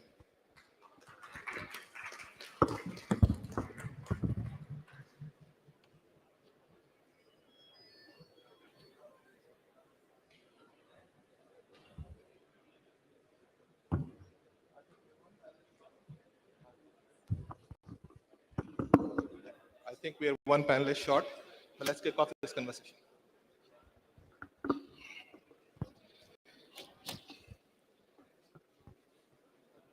So this panel is about supply chain and fulfillment innovation. We have talked about during the session a lot of upstream innovations, midstream innovations, and we're talking about now in terms of the last mile innovation and making sure that the key to speed to market is achieved through this. The first question I'll try and direct to Ali, who is Chief Operating Officer at Jomo. Ali, the topic that we want to cover with you is delivering exceptional customer experience at the doorstep. Just give us a brief in terms of how has Jomo journey been so far in delivering exciting customer experience, and how is it paying off for the company? Hello, आवाज आ रही है जी? ठीक है. Assalamu alaikum everyone. Thank you, Usman, for this opportunity. Before I get into responding to your question, I just want to first say आपने जो इस वक्त सारा जो explain किया है data science की depth, आसिफ पीर ने भी पहले data की importance and how to create business intelligence and insights from it is actually all related to customer experience, which is what Jomo is all about. और Jomo पे आपके जो आपने जिस वक्त सवाल किया है उसका जवाब देने के लिए I actually go back away from technology for a second, because the way we look at solutions to customer experience, solutions to digital and future, is to look at the history of where we have come from. Or actually, over time, innovation has always been an enabler of the same needs and the same solutions. अगर आप लोग अपने बाप दादा अपनी पिछली generations को देख लें तो एटलीस्ट मैं तो आपको बता सकता हूँ कि मेरी ग्रोइंग अप मेरे घर पे वही गोश्त वाला आता था, वही दर्जी आता था, वही दूध वाला आता था, और उसी को my parents trusted, my family trusted them. And the reason that was important is because there was a relationship. The relationship, trust. Trust will never change. आप उसी दुकान से जाके उसी ब्रांड से अपना प्रोडक्ट खरीदेंगे जिसको आप ट्रस्ट करें.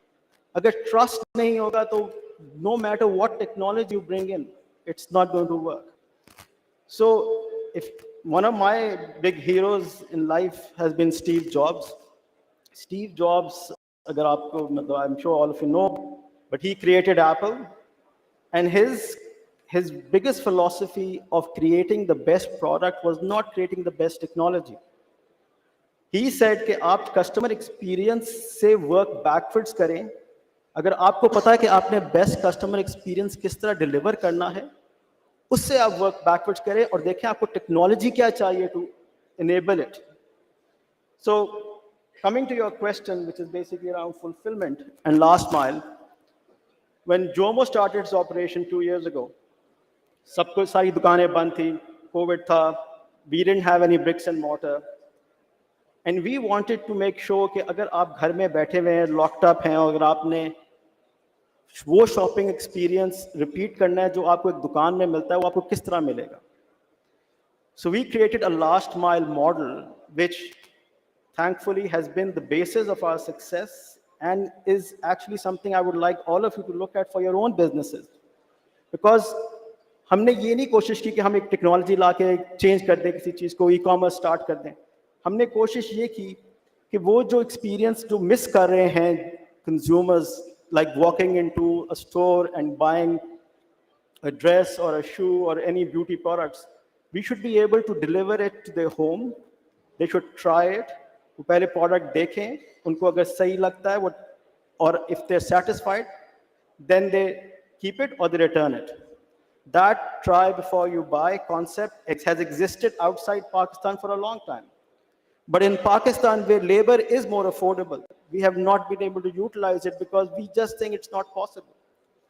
इसलिए हमारा जो experience रहा है, it has been the base. Somebody said earlier कि जी आप लोगों के पास data है तो आप किस तरह loyalty create करते हैं? हमारी 65% of our sales come back from returning customers. That is the power of loyalty and trust. That we have obviously connected everything seamlessly through technology. From the time the order drops into our ERP system to the time our customer service responds on a call. But that entire value chain, जहाँ किसी चीज़ में हम किसी को betray ना करें, is the most important thing for any retailer, any business, and any brand. And that really is the basis of our business model. And technology is basically just an enabler and a catalyst. Thank you. I think Jomo, what unique differentiator that they've created is try before you buy. And I think you have also started working on slotted deliveries as well. And I think you're the most relevant person to answer that one as well, but other can pitch in. Okay, this as a differentiator, where do you see that? Providing the capability for the customer to try before they buy, before they hand off over the cash. How big of a differentiator is this in this economy? So we start off with you again, and then others can contribute to this question as well. Sure, G. I hope I'm audible. So first of all, thank you so much for the opportunity. The thing is that what Ali Saab has just mentioned, try before you buy, of course, is a great opportunity in terms of targeting the customers and of course making sure कि उन लोगों को जो चीज़ मिल रही है वो एक दफ़ा तसल्ली कर लेते हैं कि हमें एक चीज़ मिल गई है, हम ट्राई कर लेंगे, उसको पहन लेंगे. But I personally think that in terms of if you talk about let's say a far-fetched area or Toba Texing या कुल इस तरह का हम लोग किसी गांव की बात करते हैं, वहाँ पे कितने ऐसे कस्टमर्स हैं जिनको शायद जूता पहनते हुए शू जैक इस्तेमाल करने की आदत है. Just to give you an example. So उसमें ऑटोमेटिकली आपका वो आर्टिकल जो है पार्शली डैमेज हो सकता है. My point being कि हमारे लिए I believe this is a changing evolution, so to say, where we can obviously hope that the industry itself will be in a position where it is being translated across to the customers in a way कि उन लोगों को इस चीज़ का idea हो कि हमारे पास जो चीज़ आ रही है हमने उसको पहनना किस तरह सबसे पहले ट्राई किस तरह करना है, and then of course in terms of scalability कि क्या ये चीज़ पॉसिबल है कि फॉर एग्जांपल अगर आपके दिन में लाहौर में 10,000 ऑर्डर आते हैं तो क्या 10,000 ऑर्डर्स के आप अगेंस्ट कितने राइडर्स को अलाइन करेंगे, कितने राइडर्स उन हर जगह जाएंगे, और कितना टाइम कस्टमर लगाता है try that pair of shoes on.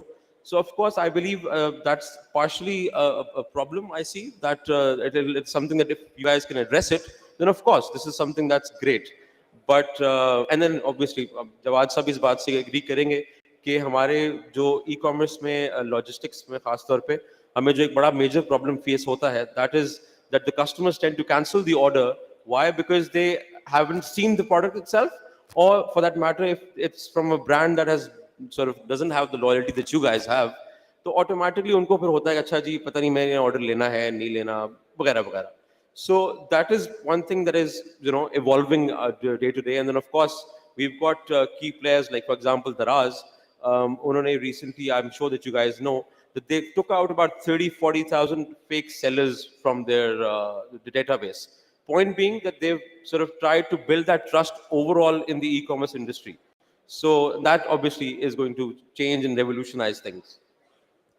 Ali, I think your take on this would be really appreciated as well. But one thing before you start, I want to add the other aspect of it, the population density part of it.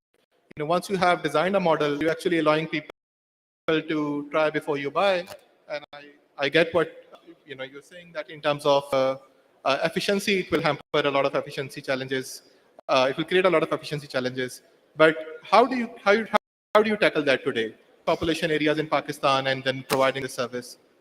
Okay, so again, I go back to and I actually agree with the point. I do think scalability and even economic viability is not everybody's cup of tea.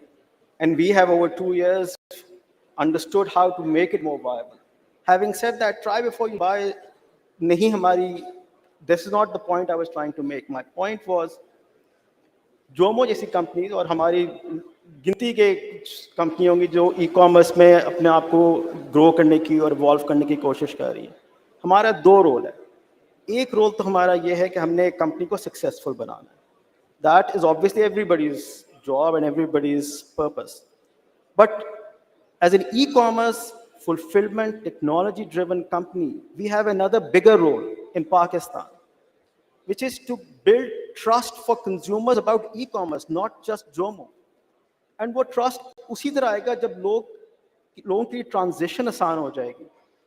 मैं without being critical, but I think one of the biggest problems in Pakistan, and we've had e-commerce now players for now 10-15 years, is people lost trust in delivery.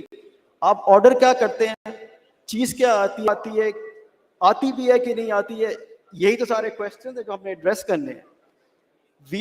हम लोग, our goal is not to become a $1 billion company. Our goal is to whatever we do, we create something that other people can evolve from. It doesn't have to be our model. It has to be a model about making sure that अगर आपके सिर्फ पेशावर में concentration है stores की, but you have excellent products, why can't you sell it in Karachi if you do not have access to e-commerce? We deal with e-commerce, we deal with regular traditional retailers because we're a marketplace who are dying to be on e-commerce, but उनके पास वो human capital है ही नहीं, platform नहीं है, Shopify Plus नहीं है, ERP systems नहीं है. So basically role define करना बहुत ज़रूरी है for companies like us. And I'm just speaking for Zomo. No, and I totally accept it's not everybody's thing, and it does have economic challenges.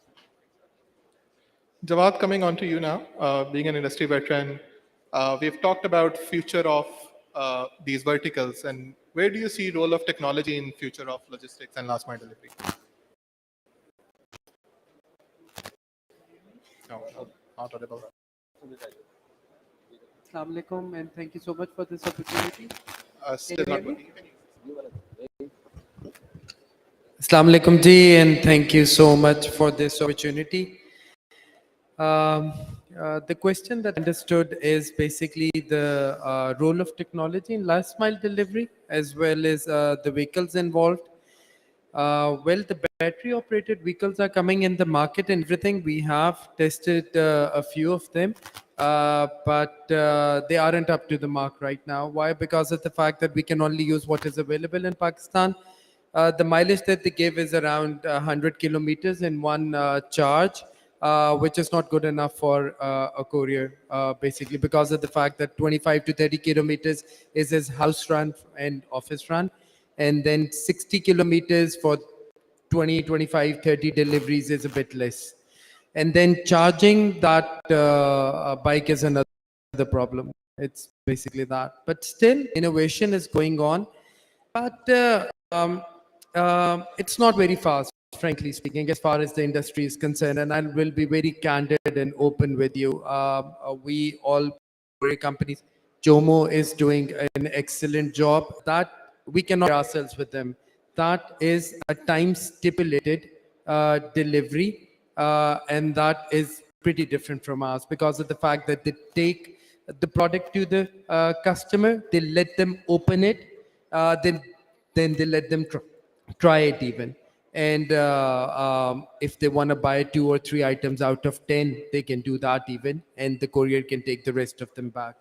We, as an orthodox or mainstream courier company, we do not do like that because of the fact that's very expensive delivery. We cannot afford that, nor our clients give us that sort of a leverage to do that kind of a delivery. There are a lot of things involved because of the fact that a mainstream courier, if we let them open the packet, there is another chance of misplacement or mishandling of the parcels and everything. So in mainstream delivery courier company, we are still facing challenges of delivering 24 hours in a day or 48 hours. No doubt the technology is there, the systems are there and everything, but at the end, it boils up to the fact that it's just a metric pass or an FA pass courier who is on a motorbike and who needs to deliver that parcel. More than technology, I think, उनस भी बैठे हुए मुझे देख के मुस्कुरा रहे हैं, तो just wanted to be candid क्योंकि काफ़ी technical और बीच में बातें होती रही हैं, तो मैंने कहा थोड़ी candid discussion भी हो जाए. It's basically this कि more than technology, what I think we need is economies of scale. What we need is, we need our clients who are the merchants, the retailers, and the brands who are sitting over here right now to understand our problem. To be open with you, I reach economies of scale when I give my courier at least 35 to parcels to deliver in a day. Only then I will break even or maybe make money. Okay? 35 to 40 deliveries per day is a difficult job for a courier. And at least a radius of 5 kilometers, not more than that. वो 5 kilometre के ऊपर अगर 20 से 25 deliveries उसको दिन की देना, तो सबसे पहले तो एफिशिएंसी आप वहां रीच करेंगे. टेक्नोलॉजी को भूल जाएं अभी आप. इसको अब आपने कैसे रखा है, कैसे इसको आपने, वो उसके पास ऐप है, he is doing it that, he is doing it on the piece of paper, whatever it is, but he needs to perform before writing anything or before we make a data out of it. वो पहले कुछ कर तो ले. We give him a radius of at least 8 to 10 kilometers with delivery of 40-45 parcels. There's no efficiency. लेकिन उससे कम के ऊपर we have to burn money. So there is a slight kind of a very interesting kind of a trade-off कि यहाँ पे करना क्या, इसको फिर data analyze करना है, आपके पास फिर सॉफ्टवेयर्स हैं, उसके पास ऐप है, वो उस पे कर रहा है, real time online data update हो रहा है. ये बात की बातें हैं. Pakistan is a third world country. अभी तो आप 24-48 आवर्स के अंदर डिलीवरी कर लें तो बहुत बड़ी बात है. यूर एक्सीलेंट कोरियर कंपनी अगर आप ये कर लें तो, और आप अपने राइडर्स को कम से कम इतने पैसे दे सकें कि वो अपना घर चला सके, कम से कम एटलीस्ट. राइडर्स उनकी टेक होम बन रही होती है 35,000 40,000, तो ये एक अच्छी टेक होम बन जाती है, लेकिन इसमें भी उनका कहाँ गुजारा होता है. इसी वजह से फिर बहुत सारे प्रॉब्लम्स हमें देखने पड़ते हैं. अली भी साथ बैठे हुए, मिसप्लेस हो जाते हैं, पार्सल्स गुम हो जाते हैं, चोरी हो जाते हैं, स्नैच हो जाते हैं. तो अभी तो बॉल गेम जो है ना टेक्नोलॉजी से बहुत पीछे है sir ji.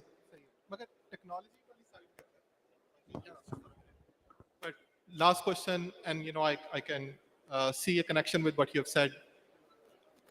The logistics companies or delivery companies today, इनकी back office maturity अपनी कैसी है? The decision support systems that you run on where to send your rider, between doing a milk run versus a drop delivery, How do you make those decisions? Are those still run in spreadsheets or are there systems behind it जिनको आप leverage करते हुए ये decisions कर रहे हैं?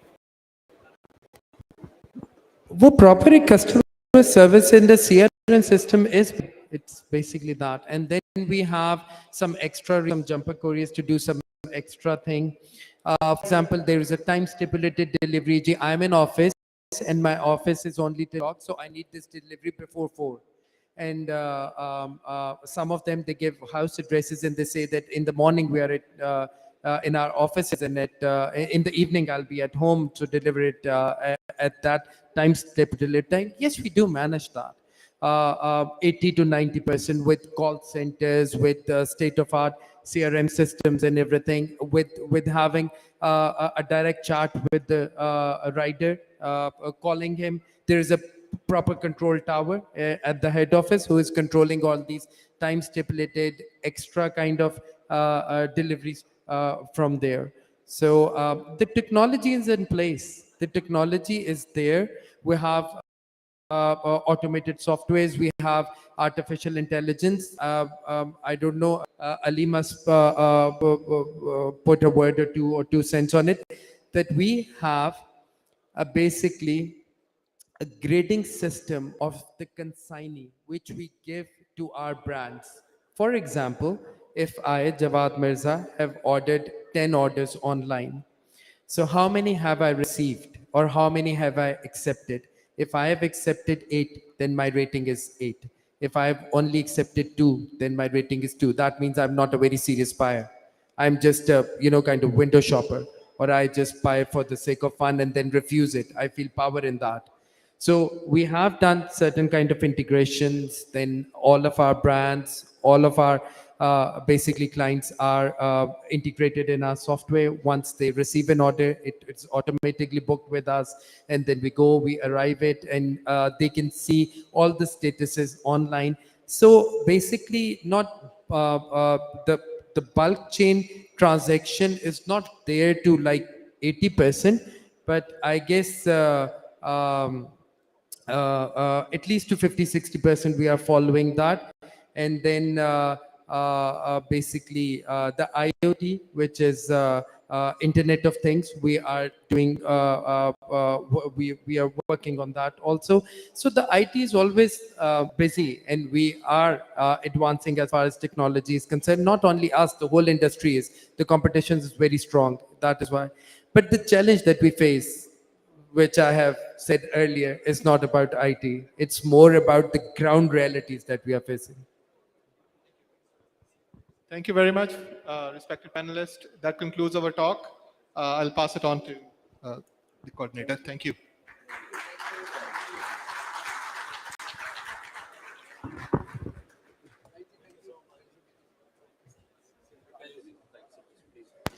Thank you, Usman.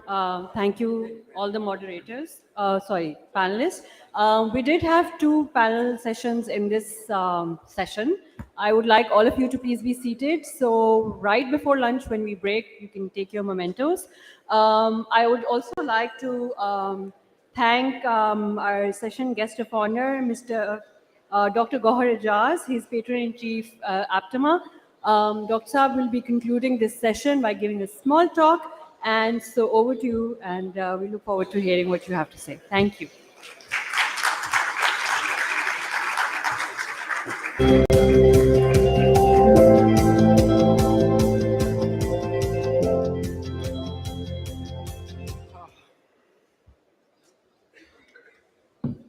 Bismillahirrahmanirrahim. Honorable Chairman Rana Tariq Saab, Chain Store Association of Pakistan, Vice Chairman Asad Shafi Saab, the members of the organizing and managing committee, and all very, very honorable, respectful guests here, and of course my daughters.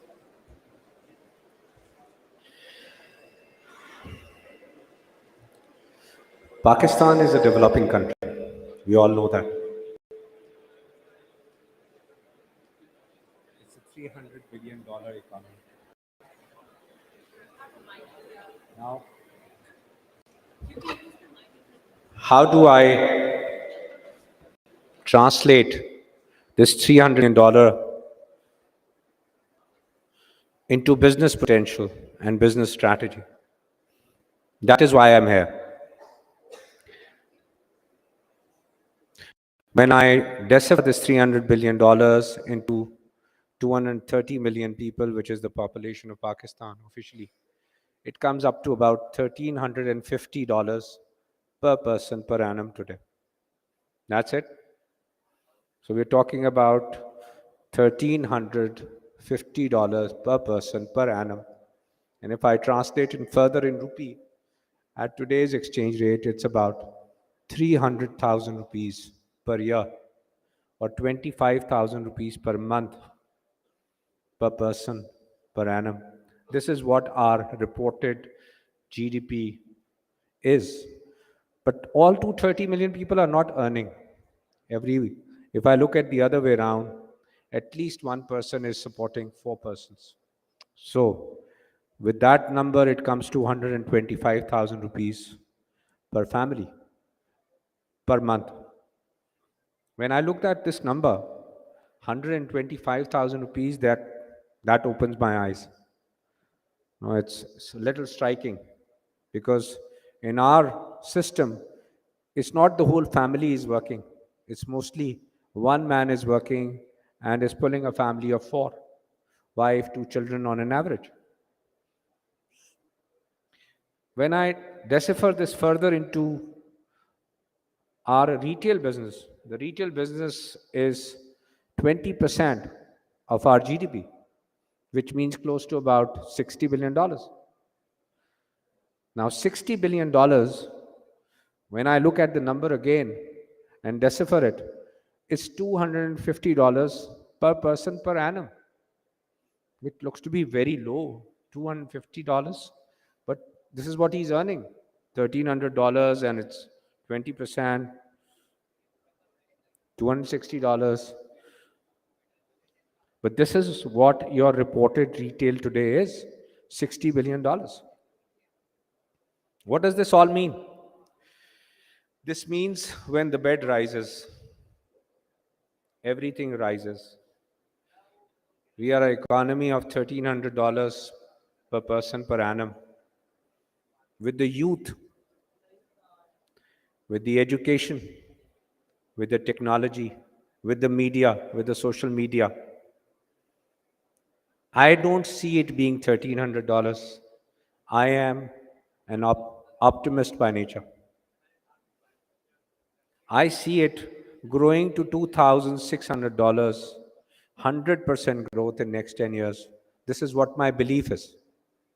And I believe it as much as I believe that I'm alive, standing here speaking to you. That my economy will be $600 billion. When I say this number, it looks, what am I saying? But this is a fact. Pakistan is poised to grow. Pakistan is poised to develop. Pakistan is the 5th largest population in the world. We all talk about it. I'll just decipher this number again. Population. Population is market. Population is opportunity. Population is strategy. What does it mean, 5th largest population? What is the 5th largest economy in the world? Have you ever thought of it? Have we ever dreamt that we are the 5th largest economy? Can we be the 5th largest economy of the world? Are we dreaming? Are we even thinking? India has become today the 5th largest economy of the world. They have taken over from UK this position of 5th largest economy. You know what is the size of the economy? $3 trillion. I'm not dreaming. I'm not dreaming to be the 5th largest economy. We have to dream. If we are the 5th largest population, why can't we be the 5th largest economy? There are dreamers like me, and I believe in my country. And I believe in my people. The retail you're talking about is the largest business in the world also. It's a $30 trillion market in the world. It's supposed to grow by 4.5% this year. Even after all this international demand destruction, the word that is being used, Even after that, international retail is going to grow by 4.5% this year. I see you growing by 20%. What is your bed? You are at $1,300 per person per annum. If one of your IT companies, Asad just introduced me to a gentleman, said his market cap today on valuation is above $30 million. It's 230 million people bed you are sitting on. If they move, you move. What we require is belief in our country, educating our country, investing in our country, and moving this country forward to the real place this country deserves today, which is the 5th largest economy of the world. This is what I believe this Pakistan can be, and this is what we deserve to be. So, the future of retail is in front of you. You need to believe, you need to invest in technology, technology and technology.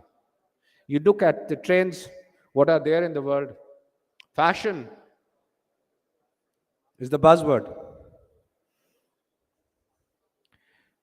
When I see the latest brands, I saw BTW. It's a Western brand. I saw Cross Stitch, an Eastern brand. Saw Limelight, mixture of all. Ethnic, Sapphire, Khadi. They've all been there, created in last 20 years. I used to remember Bata and Service as the two retail stores. There weren't any textile-based retail houses in Pakistan before. Started with probably Barize. The fashion trend started, moved forward.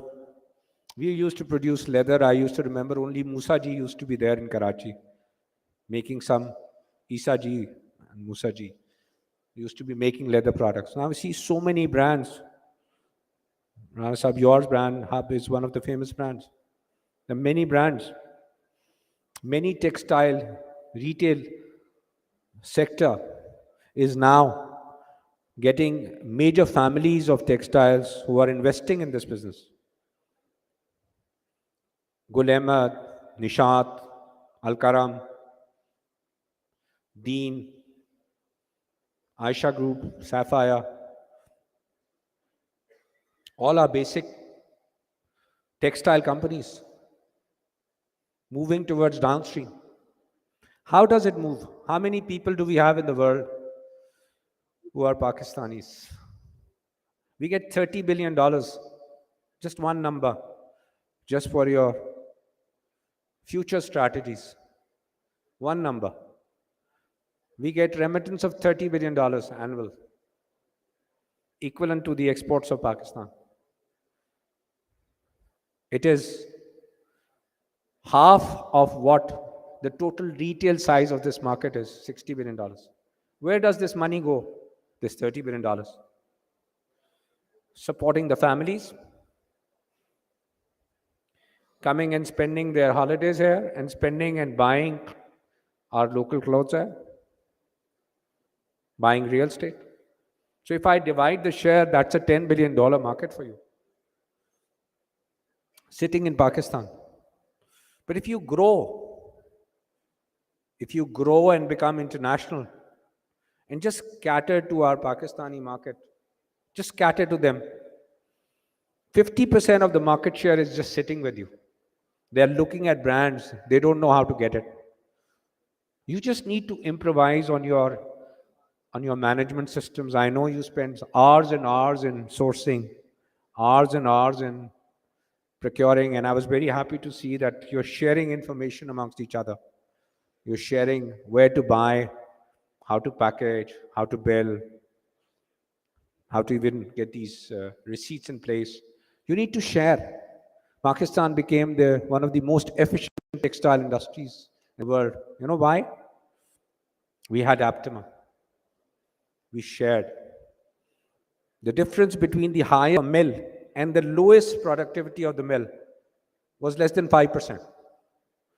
I repeat, the difference between the highest productivity and the lowest productivity was 5%. And you know what was the profit margin? 5% of sales. This is how efficient Pakistan textile industry became. This is what you need to be. Share. It's an ocean. Knowledge is an ocean. Don't hold the knowledge. Rizq is only from Allah subhanahu wa ta'ala. Nobody will take your rizq. Nobody will take your share of the bounties Allah subhanahu wa ta'ala has kept for you. Share. Be efficient. Be positive. Get yourself together. Sky is the limit. Thank you very much.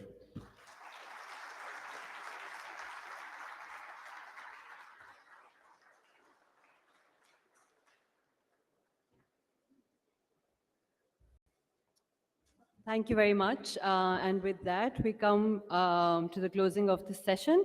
After all the numbers that you've shared, there's one number that Asfand and I, when we were making notes, was sort of alarming and nice to hear, and sort of made me think about the retail sector, was that every seventh person in Pakistan is actually working in the retail sector.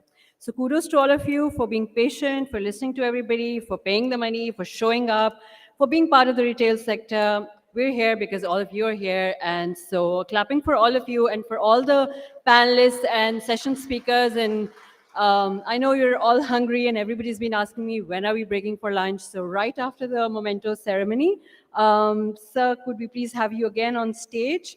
Dr. Gohar Ijaz, Patron-in-Chief Aptima. And could we also have Rana Saab on stage, please?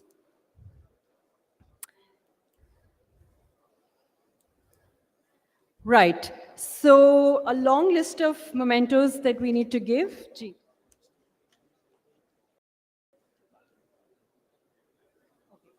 Could I also have Mr. Fahim Sehgal and Tahir Saab on stage, please?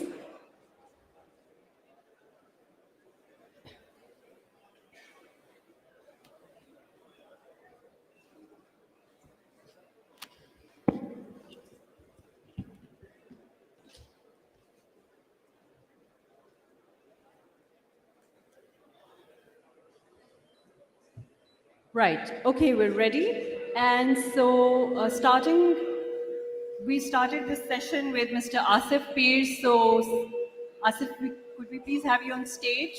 Are you here or are you networking? Is he here? Okay.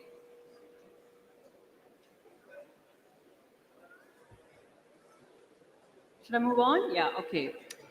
All right, so moving on with the first panel discussion, could we have the moderator, Dr. Shakil Jaja? Are you here? Okay, and I'm going to announce the name of the panelists in order for the first panel. Mr. Kashif Khaja.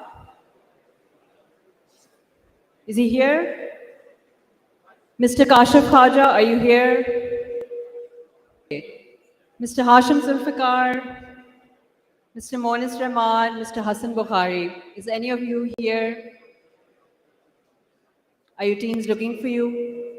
Should we move forward to the next session? Okay. After that, we had the second panel discussion moderated by Mr. Usman Barkat. Yes, you're definitely here.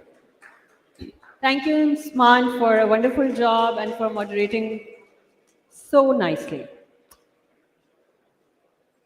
Shajib.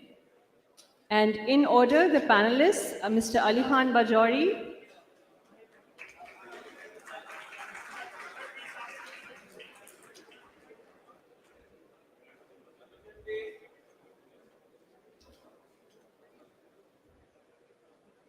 Mr. Ali Chaudhry from Swift Logistics. Ali, are you here? If he's not here, he's definitely networking. Oh, you're here. Great.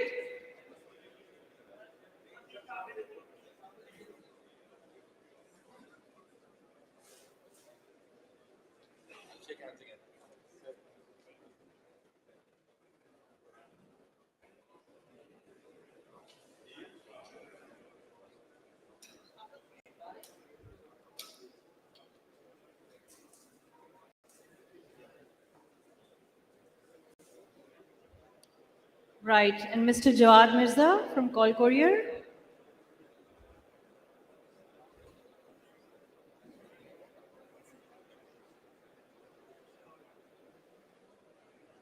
Okay, could we, Rana Saab and all the other people, could we present token of appreciation to Dr. Gohar Ijaz for sharing such an insightful conversation and for sharing hope and giving us the reason to think more about this country. Thank you so much once again.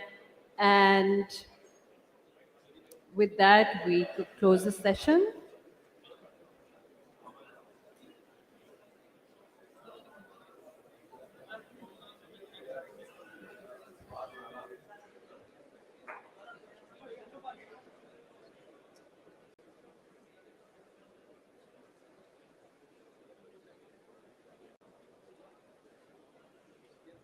Great. Thank you, everybody. It's time to break for lunch. Enjoy your lunch and see you in an hour. Thank you.